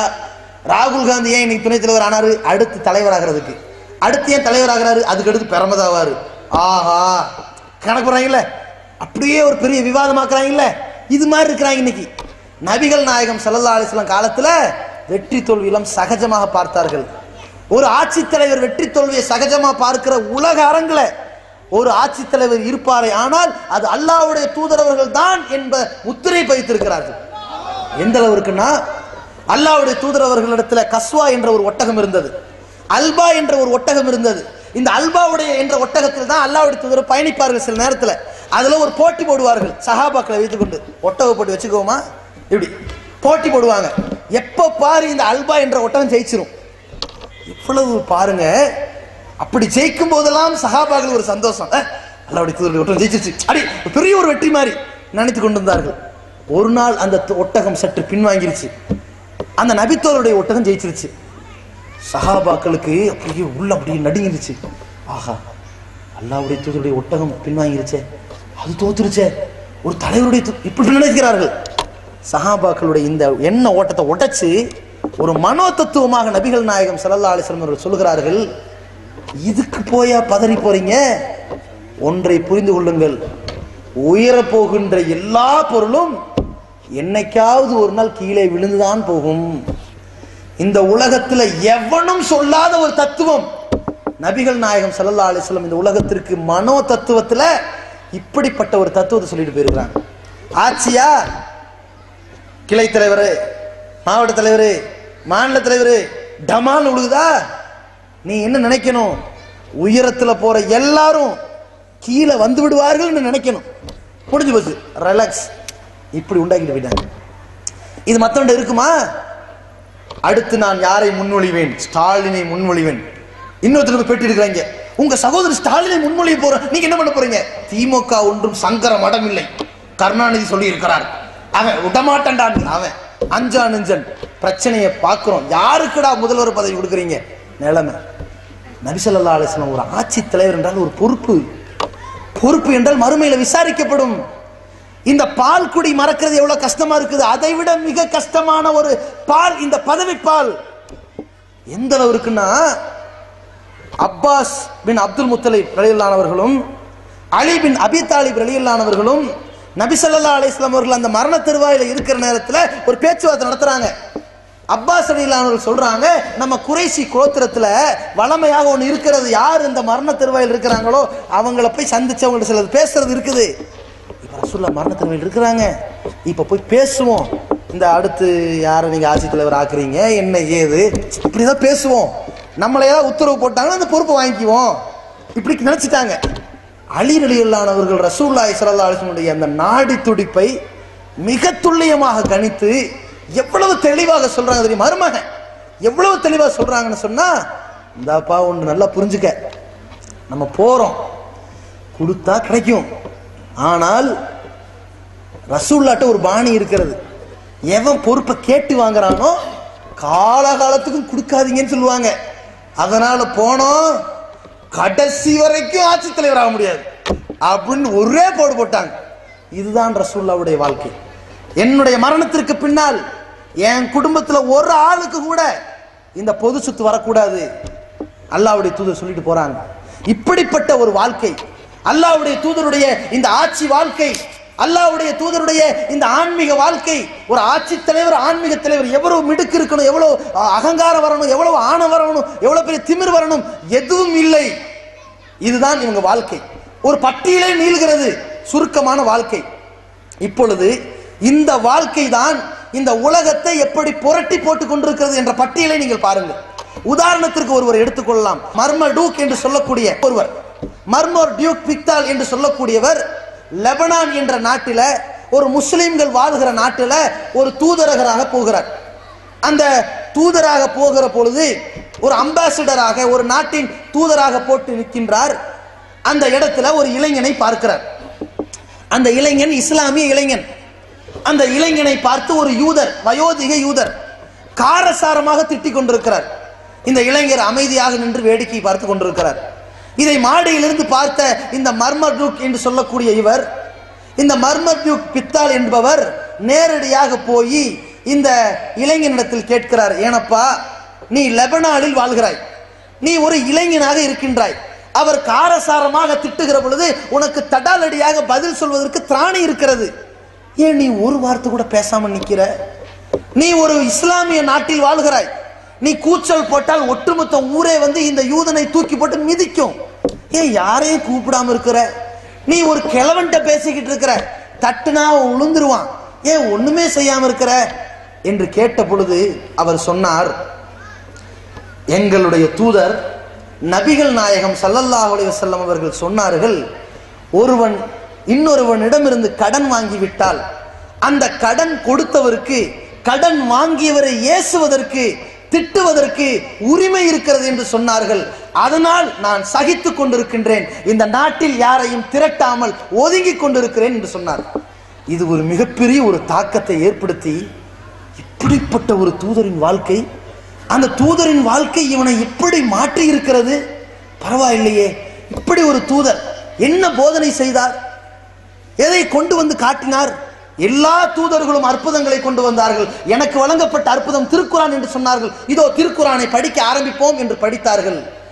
அப்படி படித்து இறைவனின் கிருபையினால் இந்த நபிகள் நாயகத்தினுடைய ஒரே ஒரு பண்பு இன்னொருவனுடைய வாழ்க்கையில் காட்சியளித்த ஒரே காரணத்தினால் இந்த மர்மர்டூக் பிக்தால் என்பவர் தன்னுடைய பெயரை இஸ்லாத்தின்பால் ஈர்த்து கொண்டு முகம்மது பிக்தாலாக மாற்றிக்கொண்டார். அவர் மாற்றிவிட்டு செய்த புரட்சி என்ன தெரியுமா?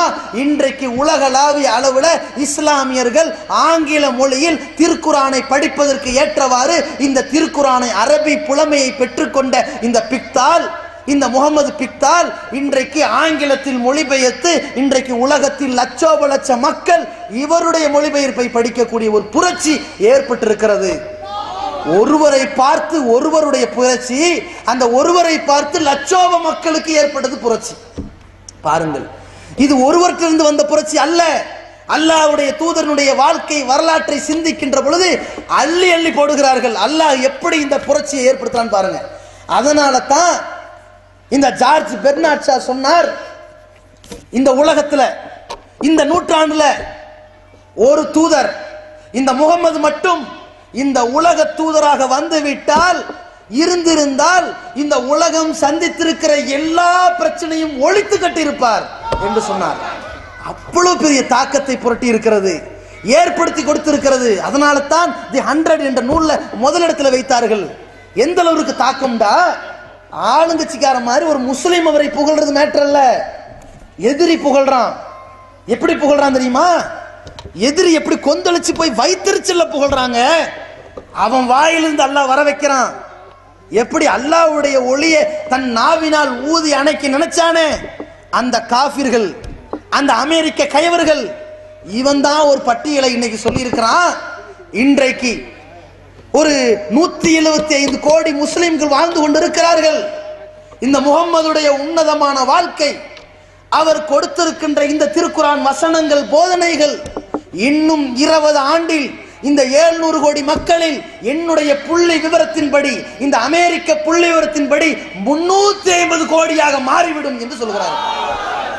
இதுதான் இந்த உலகத்தில் ஒட்டுமொத்த உலகமே திரும்பி பார்க்கின்ற ஒரு புரட்சியை ஏற்படுத்திய உன்னத தூதரின் ஒரு வாழ்க்கை ஏற்படுத்திய தாக்கம். எதிரிகள் எந்த அளவிற்கு பேசுகிறார்கள், இஸ்லாத்தை ஏற்காதவர்கள் எந்த அளவிற்கு மொழிகிறார்கள் என்று பாருங்கள். இன்றைக்கு நாடளவுல உலக அளவுல ஒரு பிரச்சனையாக தாண்டவமாடி கொண்டிருப்பது ஒரு தீண்டாமை. சமீபத்தில் தமிழகத்தில் 2 மிகப்பெரிய கலவரங்கள், துப்பாக்கி சூடுகள், பல உயிர் சேதாரங்கள் நடந்திருப்பதை நீங்கள் பார்த்திருக்கிறீர்கள். பரமக்குடியிலே ஒரு கலவரம், தாழ்த்தப்பட்டவர்கள் உயர்ந்த ஜாதி மக்களாக தாக்கப்படுகிறார்கள். காவல்துறை துப்பாக்கி சூட்டால் கொன்றளிக்கப்படுகிறார்கள். பிறகு தாழ்த்தப்பட்டவர்கள் உயர்ந்தவர்களை தாக்குகிறார்கள். அது தொடர் கலவரமாக வெடிக்கிறது. தர்மபுரியில் ஒரு கலவரம் வெடிக்கிறது. 2 ஜாதி மக்களுக்கு மத்தியில் தாண்டவம் ஆடுகிறது. இதற்கு தீர்வு என்ன? இன்றைக்கு மொழியின் பெயரால் கலவரம், மொழியின் பெயரால் ஒரு தீண்டாமை, இனத்தின் பெயரால் தீண்டாமை, நிறத்தின் பெயரால் தீண்டாமை, ஒரு நாட்டின் பெயரால் தீண்டாமை, ஒரு ஜாதியின் பெயரால் தீண்டாமை. என்ன காரணம்? அந்த தீண்டாமையை ஒழிப்பதற்கு யாராலும் இந்த தத்துவத்தை சொல்ல முடியவில்லை. நபிகள் நாயகம் ஸல்லல்லாஹு அலைஹி வஸல்லம் ஒரு சிறந்த ஆன்மீக தலைவராக, ஒரு ஆட்சி தலைவராக அந்த தத்துவத்தை சொல்லி அதனால் ஒரு சித்தாந்தத்தை புரட்டி மாற்றி இருக்கின்றார்கள். எப்படி என்றால், கருப்பு இன அடிமையாக இருந்த பிலால் ரலியல்லாஹு அவர்களை விடுதலை செய்து அந்த பிலால் ரலியல்லாஹு அவர்களை இறை ஆலயத்தை பாங்கு சொல்லக்கூடிய ஒரு பொறுப்பை கொடுத்து, அப்படி பாங்கு சொல்லுகிற வேளையிலே, மக்களை தொழுகைக்கு அழைக்கின்ற வேளையிலே, குறைசி மக்கள், உயர்ந்த ஜாதியாக தன்னை அகங்காரம் பிடித்து பேசுகிற மக்கள், அஹாதல் அப்துல் அஸ்வதியு அதின், இந்த கருத்த அடிமையா பாங்கு சொல்வது, இந்த கருப்பனா பாங்கு சொல்வது என்று சொல்லி கேவலமாக பேசுகிற பொழுது அல்லாஹ் ஒரு இறைவசனத்தை இறக்குகிறான். இதை நபிகள் நாயகம் ஸல்லல்லாஹு அலைஹி வஸல்லம் அவர்கள் அதை மொழிகிறார்கள். யா அய்யுஹன்னாஸ், மனிதர்களே, இன்னா கலக்னாக்கும் மின் தக்ரிம உன்சா, உங்களை ஒரு ஆண் பெண்ணிலிருந்து படைத்திருக்கிறோம். வஜஅல்னாக்கும் ஷூபன் வ கபாயில லிதஆரஃபு, உங்களை ஒருவர் அறிந்து கொள்வதற்காக பல கிளை கோத்திரமாக உண்டாக்கி இருக்கிறோம். இன்ன அக்ரமக்கும் இன்தல்லாஹி அத்காக்கும், உங்கள சிறந்தவன் பிறப்பினால் அல்ல, மொழியினால் அல்ல, நிறத்தினால் அல்ல. எதனால்? அல்லாஹ்விடத்தில் நல்லவனாக நடப்பதனால் தான் சிறந்தவனாக முடியும். அதனால உங்கள எந்த ஏற்றத்தாலும் இருக்கக்கூடாது. இன்னைக்கு நீங்க 700 கோடி, இதுக்கு முன்னாடி ஒரு 1 கோடியா இருந்தீங்க, அதுக்கு முன்னாடி சில லட்சமா இருந்தீங்க, அதுக்கு முன்னாடி சில 1000 இருந்திருப்பீங்க, அதுக்கு முன்னாடி சில 100 இருந்திருப்பீங்க, அதுக்கு முன்னாடி இருந்தது 2 தானே. அந்த ஜோடியில தான் அல்லாஹ் இந்த உலகத்தை உண்டாக்கணும். உன் அப்பனும் என் அப்பனும் ஒண்ணு என்று அல்லாஹ்வுடைய தூதரவர்கள் உண்டாக்கிட்டு போனாங்க. உண்டாக்குறது மட்டும் இல்ல, மக்கள்கிட்ட அப்படி அழுத்தமா பதிவு செஞ்சாங்க. தோழர்களே, எனக்கு பின்னால் உங்களுக்கு ஆட்சியாளர்கள் வருவார்கள். இன் அப்தன் ஹபஷியன், அவன் ஒரு அபிசீனிய கருத்த அடிமையாக இருந்தாலும் சரி, அவனுடைய தலைமுடி திராட்சை போன்று சுருங்கி இருந்தாலும் சரி, அவனுக்கு நீங்கள் கட்டுப்பட வேண்டும் என்ற ஒரு சகாப்தத்தை உண்டாக்கிட்டு போனார்கள். எப்படிப்பட்ட சகாப்தம் தெரியுமா? அல்லாஹ்வுடைய தூதரவர்கள் மேராஜுடைய சம்பவத்திற்கு பிறகு, விண்வெளி பயணத்திற்கு பிறகு வந்துவிட்டு சொன்னார்கள், பிலால் அவர்களே, உங்கள் காலடி ஓசையை நான் சுவனத்தில் பார்த்தேன், செவியேற்றேன் என்று சொன்னார்களே. அல்லாஹ் உங்களுடைய நிறத்தை பார்க்கவில்லை, உங்கள் உள்ளத்தை பார்த்திருக்கிறான். எனவே மக்களே, நிறத்தினால் பாகுபாடு கிடையாது, உள்ளத்தில் வைத்து பாருங்கள் என்று சொன்னார்களே. அந்த சித்தாந்தம் இன்றைக்கு 1400 ஆண்டுகளுக்கு மேலாக இன்றைக்கு நம் சமுதாயத்தில் ஒரு ஏற்றத்தாழ்வு இல்லை, ஒரு பிரச்சனை கிடையாது. நிறத்தினாலோ மொழியினாலோ இனத்தினாலோ உயர்வு தாழ்வு ஒண்ணு வரல. அப்படிப்பட்ட சரித்திர புரட்சியை எல்லா அறிஞர்களும், காந்தி உட்பட, இந்த ஜார்ஜ் பெர்னார்ட் ஷா உட்பட எல்லா அறிஞர்களும் என்ன சொல்கிறார்கள் தெரியுமா? ஒருவர் இந்த உலகத்தில் தத்துவத்தை சொல்லி நிறுத்திக் கொள்வார், ஆனால் தத்துவத்தை சொல்லி அந்த தத்துவத்தினால் பல ஆண்டுகள் ஒருவரால் புரட்சி ஏற்பட்டிருக்கிறது என்றால் அது இந்த மா மனிதர் முகமதால் தான் என்று சொல்லியிருக்கிறார். அதே மாதிரி இன்றைக்கு மக்களிடத்தில் கட்டவிழ்த்தப்படுகின்ற இன்னொரு பிரச்சனை கற்பழிப்பு. கற்பழிப்பு நிலைமை என்ன? இந்தியா நாரி திரிகின்றது. Rape capital of India Delhi என்று சொல்கின்றான். கற்பழிப்பு தலைநகரமாக இந்தியாவில் இருப்பது டெல்லி என்று சொல்கின்றார்கள். பட்டை பெயர் சூடி இருக்கிறார்கள். பாருங்க எந்த அளவுக்கு தெரியுமா? கற்பழிப்பு சர்வே எடுக்கிறான். 2010 522 கற்பழிப்பு டெல்லியில மட்டும் நடக்குது. 2010 522, 2011 600, 2012 693 தாண்டிட்டு வருது. என்ன பட்டமா, சாதனையா, கின்னஸா? நிலைமையை பார்க்கிறோம். கற்பழிப்புக்கு ஒரு புள்ளி வரும் சொல்றான். இந்திய நாட்டில் ஒவ்வொரு மணி நேரத்திற்கும் கற்பழிக்கப்படுகிறார்கள். இந்த நாட்டில் ஒரு நாளைக்கு 8 பேர் கற்பழிக்கப்படுகிறார்கள். ஒரு மாதத்திற்கு 244 பேர் கற்பழிக்கப்படுகிறார்கள். ஒரு வருடத்திற்கு 2920 பேர் கற்பழிக்கப்படுகிறார்கள், மானபங்கப்படுத்தப்படுகிறார்கள். இது புள்ளி விவரம் கணக்கில் வந்தது. வராது பல ஆயிரம் இருக்கும். இதை பார்த்து கொந்தளிக்கிறார்கள். இஸ்லாமிய மார்க்கம் சொல்லுகிறதே, திருமணம் ஆகாதவன் இந்த விபச்சாரத்தை செய்யறானா கசையடி கொடு, திருமணம் ஆனவன் விபச்சாரம் செய்யறானா கற்பழிப்புங்கிறது விரும்பத்தகாத செயல், விரும்பி செய்யற விபச்சாரத்துக்கு இஸ்லாம் சொல்லுது. திருமணம் ஆனவன் செய்யறானா கல்லெறிஞ்சு கொள்ளு சொல்லுகிறது. அல்லாஹ்வுடைய தூதர் அவர்கள் அந்த சட்டத்தை மக்களுக்கு பிரயோகித்தார்கள், பிரகடனப்படுத்தினார்கள். இன்றைக்கு 24 கோடி மக்கள் தொகை உள்ள இந்த சவுதி நாடு கற்பழிப்பிலிருந்து பாதுகாப்பு பெற்ற நாடாக திகழ்கிறது. இதை பார்த்த அத்வானி நாவிலிருந்து அல்லாஹ் சொல்ல வைக்கின்றான், இந்த முகம்மது அவர்கள் பிரகடனப்படுத்திய இந்த சட்டம் தான் இந்தியாவில் இருக்கிற பெண்களை காக்கும் என்று. இதுதான் தாக்கம். சுஷ்மா சுவராஜ், இந்த கற்பழிப்பு கடுமையான இஸ்லாமிய தண்டனை வழங்கப்பட்டு இதற்கு ஒரு முற்றுப்புள்ளி வைக்கப்பட வேண்டும் என்று சொல்கிறார்கள். அதே மாதிரி இதற்கு கற்பழிப்புக்கு தண்டனை நம்ம நாட்டு லட்சணம் எப்படி இருக்கு தெரியுமா? கொலைக்கே சரியான தண்டனை கிடையாதுங்க. திட்டமிட்டு கொலை பண்றான்னு வைங்க, அவனையே கூப்பிட்டு வச்சு தள்ளுபடி பண்ணிடுவாங்க. எப்படி தெரியுமா? நீ கோபத்துல கொன்னையா? ஆமா. ஆத்திரத்துல கொன்ன, தள்ளுபடி. தூக்கு தண்டனை இல்ல. திட்டமிட்டு கொலை பண்ணையா? ஆமா. அல்லது கொலை பண்ணும்போது கை தவறி விழுந்துருச்சா, இல்ல கை தவறி விழுந்து செத்துட்டான் அப்படின்னா தண்டனை இல்லை. போ செல்லாது செல்லாது செல்லாது. அடுத்து என்ன? நீ கொலை பண்ணும்போது எத்தனை பேர் உங்ககிட்ட நின்னா சொல்லு. 2 பேர் இருந்தாங்க. அந்த 2 பேர் கூட்டு வா. இந்தா கொலை பண்ணுவோம் பாத்தியா? பார்த்த ஞாபகம். செல்லாது, போ. தண்டனை கேன்சல். எவனுக்கு தண்டனை தெரியுமா? ஏங்க ஏங்க வளவளம் விசாரிக்கிறியா? நான் தான் கொலை பண்ணேன், எனக்கு ஆத்திரம் வந்துருச்சு, நான் திட்டமிட்டு தான் கொலை பண்ணேன், அறிவிச்சுட்டு தான் கொலை பண்ணேன், உன்னை கொன்று வேண்டான்னு சொல்லி தான் கொன்னேன், தூக்குத நான் கொடுங்க அப்படிங்கிறான் என்றால் இவருக்கு நீதிபதி விரும்பினால் தூக்கு தானே கொடுக்கலாம். இதுதான் நம்ம நாடு. புரிஞ்சுங்களா? இதுதான் நம்ம நாட்டு லட்சணம். அப்படி நீதிபதி கொடுத்துட்டால் கருணை மனு யாருக்கு? நம்ம நாட்டின் முதல் குடிமகனுக்கு போயிடும். அந்த குடிகார மகனுக்கு போயிருமா? இவர் என்ன செய்வாரு? யாரு? கொலை செய்யப்பட்டவனுடைய அப்பன் இல்ல, மகன் இல்ல, இந்த குடிமகன் என்ன செய்வார்? பாப்பார். பாவம் இவன் யார்? கொலைகார பையன். பாவம், நாட்டின் பிரதமருக்கு தானே குண்டு வச்சான், சரி தள்ளுபடி. நிலைமை நம்ம நாடு. இன்னைக்கு முடியுமா? சவுதியில் இப்படி தள்ளுபடி பண்ண முடியுமா? ஒண்ணும் முடியாது. நபிகள் நாயகம் ஸல்லல்லாஹு அலைஹி வஸல்லம் உண்டாக்கி கொடுத்திருக்கிறார்கள். இந்த தத்துவத்தை உலகத்துக்கு போதிச்சிருக்கிறாங்க. அந்த தண்டனை எந்த அளவு இருக்குன்னா, இன்னைக்கு யோசிச்சுக்கிட்டு இருக்கிறாங்க எவ்வளவு கேவலமான நிலையில நம்ம நாடு போய்கிட்டு இருக்குதுன்னா, இந்த 6 பேர் சேர்ந்து ஒரு பெண்ணை கற்பழிச்சான்ல, அந்த கொடூரமான முறையில் கற்பழிச்சவனை தண்டிக்க போறாங்க. இதுல 5 பேர் பிடிச்சி உள்ள வச்சுதான் சிறையில. ஒருத்தன் அவன் தான் 17 வயசு பையன். அந்த பையன் அந்த பெண்ணை 2 முறை பாலியல் பலாத்காரம் செய்தவன், கற்பழித்தவன். இவனுக்கு தான் ஒரு படி மேல தண்டனை கொடுக்கணும். நாடே கொந்தளிச்சு ஆர்ப்பாட்டம் பண்ணிக்கிட்டு இருக்கிறாங்களா? இந்த நேரத்தில் அரசாங்கத்தில் இருக்கிற சட்டம் என்ன தெரியுமா? இவர் 17 வயசு இருப்பதால் இவர் ஒரு சிறுவர். யாரு? 2 தடவை மாறி மாறி கற்பழிச்சான். யார்? குழந்தை. அதனால் அவனுக்கு என்ன தண்டனை கொடுக்க கூடாது.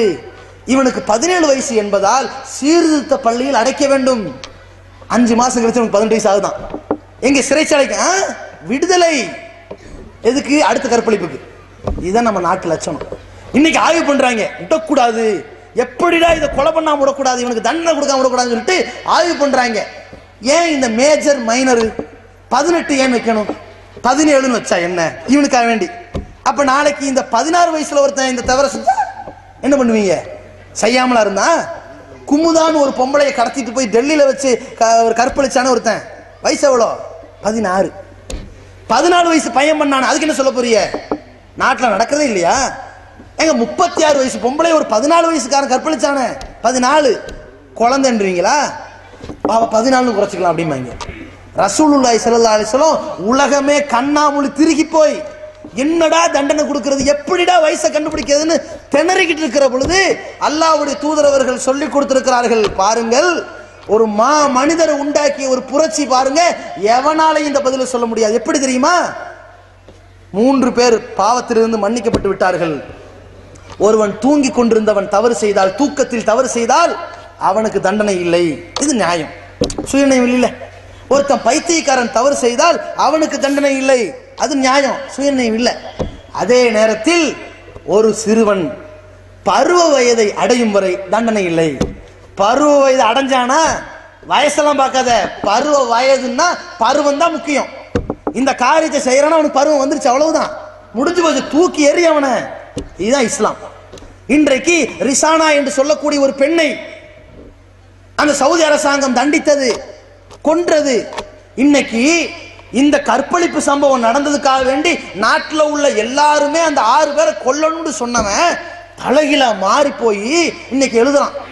இலங்கையை சார்ந்த ரிசானா என்ற பெண், அப்பாவி பெண், சின்னஞ்சிறு சிறுமி, மூஞ்சிய சின்ன பிள்ளை போட்டோ போட்டு, சிறுமி எவ்வளவு, 17 வயசு, 17 வயசு சிறுமியா. அந்த சிறுமி, அந்த பெண்ணை போய் தருந்து கொண்டு விட்டார்கள் அப்படின்னு கலப்புறாங்க. என்னடா உளறீங்க? இந்த 17 வயசு பையன் கற்பழிச்சுட்டான்னு சொல்லி இவனை கொல்லணுங்கிறீங்க. அதே 17 வயசு பொம்பளை ஒரு பச்சிலம் குழந்தைய, பால் குடித்து இருக்கிற குழந்தைய நசுக்கி கொண்டிருக்கிறா. இவளை போய் கொல்லக்கூடாதுங்கிற. ஓஹோ, அந்த குழந்தை அரபி நாட்டு குழந்தைங்கனாலயா? ஒருவேளை இந்திய குழந்தையா அந்த விட்டுறியா நீ? என்ன பேசுறான் இவன்? எழுதுறான், எழுதுவர மிருகபுத்திரன் எழுதியிருக்கிறான். மிருகபுத்திரன் இவன் எழுதுறான் ரிசானாவுக்கு ஏற்பட்ட துரோகம் அப்படின்னு. ஏன் இவன் என்ன நீதிபதியா இவன் எழுதுறதுக்கு? இந்த தண்டனை கடுமையா இருக்குதான், காட்டுமிராண்டித்தனமா இருக்குதான். எது? மக்களை காப்பாத்துற இந்த தண்டனை, மக்களை வாழ வைக்கிற தண்டனை காட்டுமிராண்டித்தனமா இருக்குதான். நான் கேட்கிறேன், காட்டுமிராண்டித்தனமா இருக்குங்கிறிய இந்த தண்டனையை தீர்ப்பளிக்கிற இடத்துல இந்த நீதிபதியா நீ? அல்லது அந்த குழந்தையை இந்த பெண் தான் கொலை செய்தால் என்று மருத்துவ அறிக்கை சொன்னார்களே அந்த மருத்துவ ஆய்வாளரா நீ? அந்த பெண் அப்பாவின்னு சொல்றதுக்கு நீ பேட்டி எடுக்கிற பத்திரிகைக்காரன், உன் இஷ்டத்துக்கு எழுதி விட்டு போவ. இதுதான் முக்கியம். நியாயமா இருக்கணும், நேர்மையா இருக்கணும். ஒரு சமுதாயத்தை கொச்சப்படுத்துறதுக்காக வேண்டி இந்த அபாண்டத்தை சுமத்தக்கூடாது. இன்னைக்கு தமிழ்நாடு தௌஹீத் ஜமாத் இந்த நக்கீரை, இந்த ஆனந்த விகட, இந்த விகடன் கும்பலுக்கும் இந்த மனுஷிய புத்திரங்கிற பேர்ல மிருக புத்திர வேலை செஞ்சிருக்கானே, இந்த அபாண்டத்தை எழுதியவனுக்கும் இந்த ரிசானா விஷயத்தில் நடந்தது அநியாயமா சரியான தண்டனையா என்று தமிழ்நாடு தௌஹீத் ஜமாத் குரானிய சட்டத்தில் நீ விளையாடுற, நீ வாடா விவாதத்துக்கு என்று கூப்பிட்டு இருக்கிறது. மோதி பார்ப்போம், விவாதத்துக்கு வர மாட்டாங்க அவங்க. ஏன்னா சத்தியம் நிலைக்கும், அசத்தியம் அழிஞ்சு போயிடும். அதனால இவர்களுக்கு அழைச்சிருக்கிறோம், வரமாட்டார்கள்.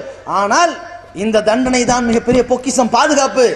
அதே நேரத்தில் பாருங்க, ஆண்கள் தான் கற்பழிப்பு காரணம்னா அவனுக்கு தண்டனை கொடுக்கணும், அவனுக்கு கடுமையான தண்டனை கொடுக்கணும் சொல்லி நபி ஸல்லல்லாஹு அலைஹி வஸல்லம் சொன்னதை இன்றைக்கு எதிரிகள் பிரதிபலித்தார்கள்.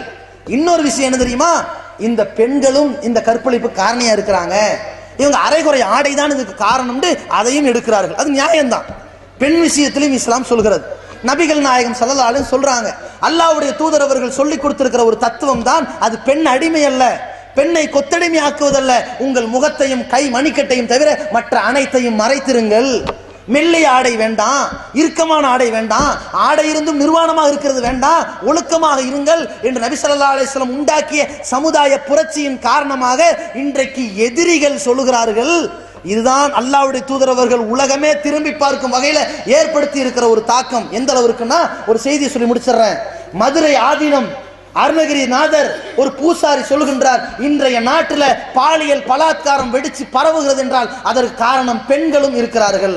அவர்கள் தங்களுடைய ஆடைகளை முஸ்லிம்கள் அணிந்திருப்பது போல முகமும் கையையும் தவிர அனைத்தையும் போத்தி நடந்தால் ஒரு பிரச்சனையும் வராது. இது தமிழ்நாட்டு பெண்களெல்லாம் இப்படி பருதா அணிய வேண்டும், இந்திய பெண்களெல்லாம் அணிய வேண்டும் என்று அல்லாஹ் ரப்புல் ஆலமீன் இந்த முகம்மதுடைய உன்னத வழிமுறையை ஆதீனத்தின் வாயில் மொழிய வைத்திருக்கின்றான். அதே போல அமெரிக்காவில் ஆய்வு செய்கிறார்கள். அமெரிக்காவின் கலாச்சார சீரியல் என்ன தெரியுமா? நம்ம நாட்டில் சில வண்டி ஓடும், ஆம்புலன்ஸ் ஓடும் கேள்விப்பட்டிருப்பீங்க, ஃபயர் சர்வீஸ் வண்டி ஓடும் கேள்விப்பட்டிருப்பீங்க, கொசு மருந்துக்கு வண்டி ஓடும் கேள்விப்பட்டிருப்பீங்க. அமெரிக்காவுடைய கலாச்சார சீரியல் என்ன தெரியுமா? அப்ப யாரான்னு கண்டுபிடிக்கிற வண்டி ஓடும். குழந்தை பிறந்துச்சு, இதுக்கு அப்ப யாரு, இவனா இருப்பானோ, ஊசியை போட்டு பார்ப்போம் செக் பண்ணி, இவனா இருப்பானோ. இந்த நிலைமையில அப்பம் பேர் தெரியாம தெரியறதா இந்த அமெரிக்கா. இவன் இந்த பாதிப்பை தெரிஞ்சுக்கிட்டு 8 வருஷமா ஒரு ஆய்வு எடுத்திருக்கிறான்.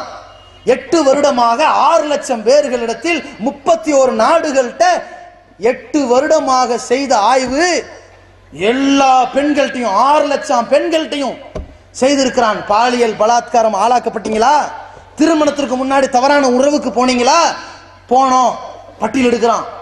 எடுத்து அறிவிக்கின்றான், இந்த உலகத்தில் மிக மிக பாதுகாப்பாக இருக்கின்றது ஒரு கூட்டம் என்று சொல்ல வந்தால், மிக மிக எய்ட்ஸ் நோயிலிருந்து தற்காத்து கொண்டிருக்கிற ஒரு கூட்டம் இருக்கிறது என்று சொல்ல வந்தால், இந்த உலகத்தில் எந்தவித கற்புக்கும் பிரச்சனை இல்லாமல் நிம்மதியாக வாழ்கிறார்கள் ஒரு கூட்டம் என்று சொல்வதென்றால் அது இந்த முகமது நபியை பின்பற்றுகிற முஸ்லிம்கள் என்று சொல்கிறார்கள்.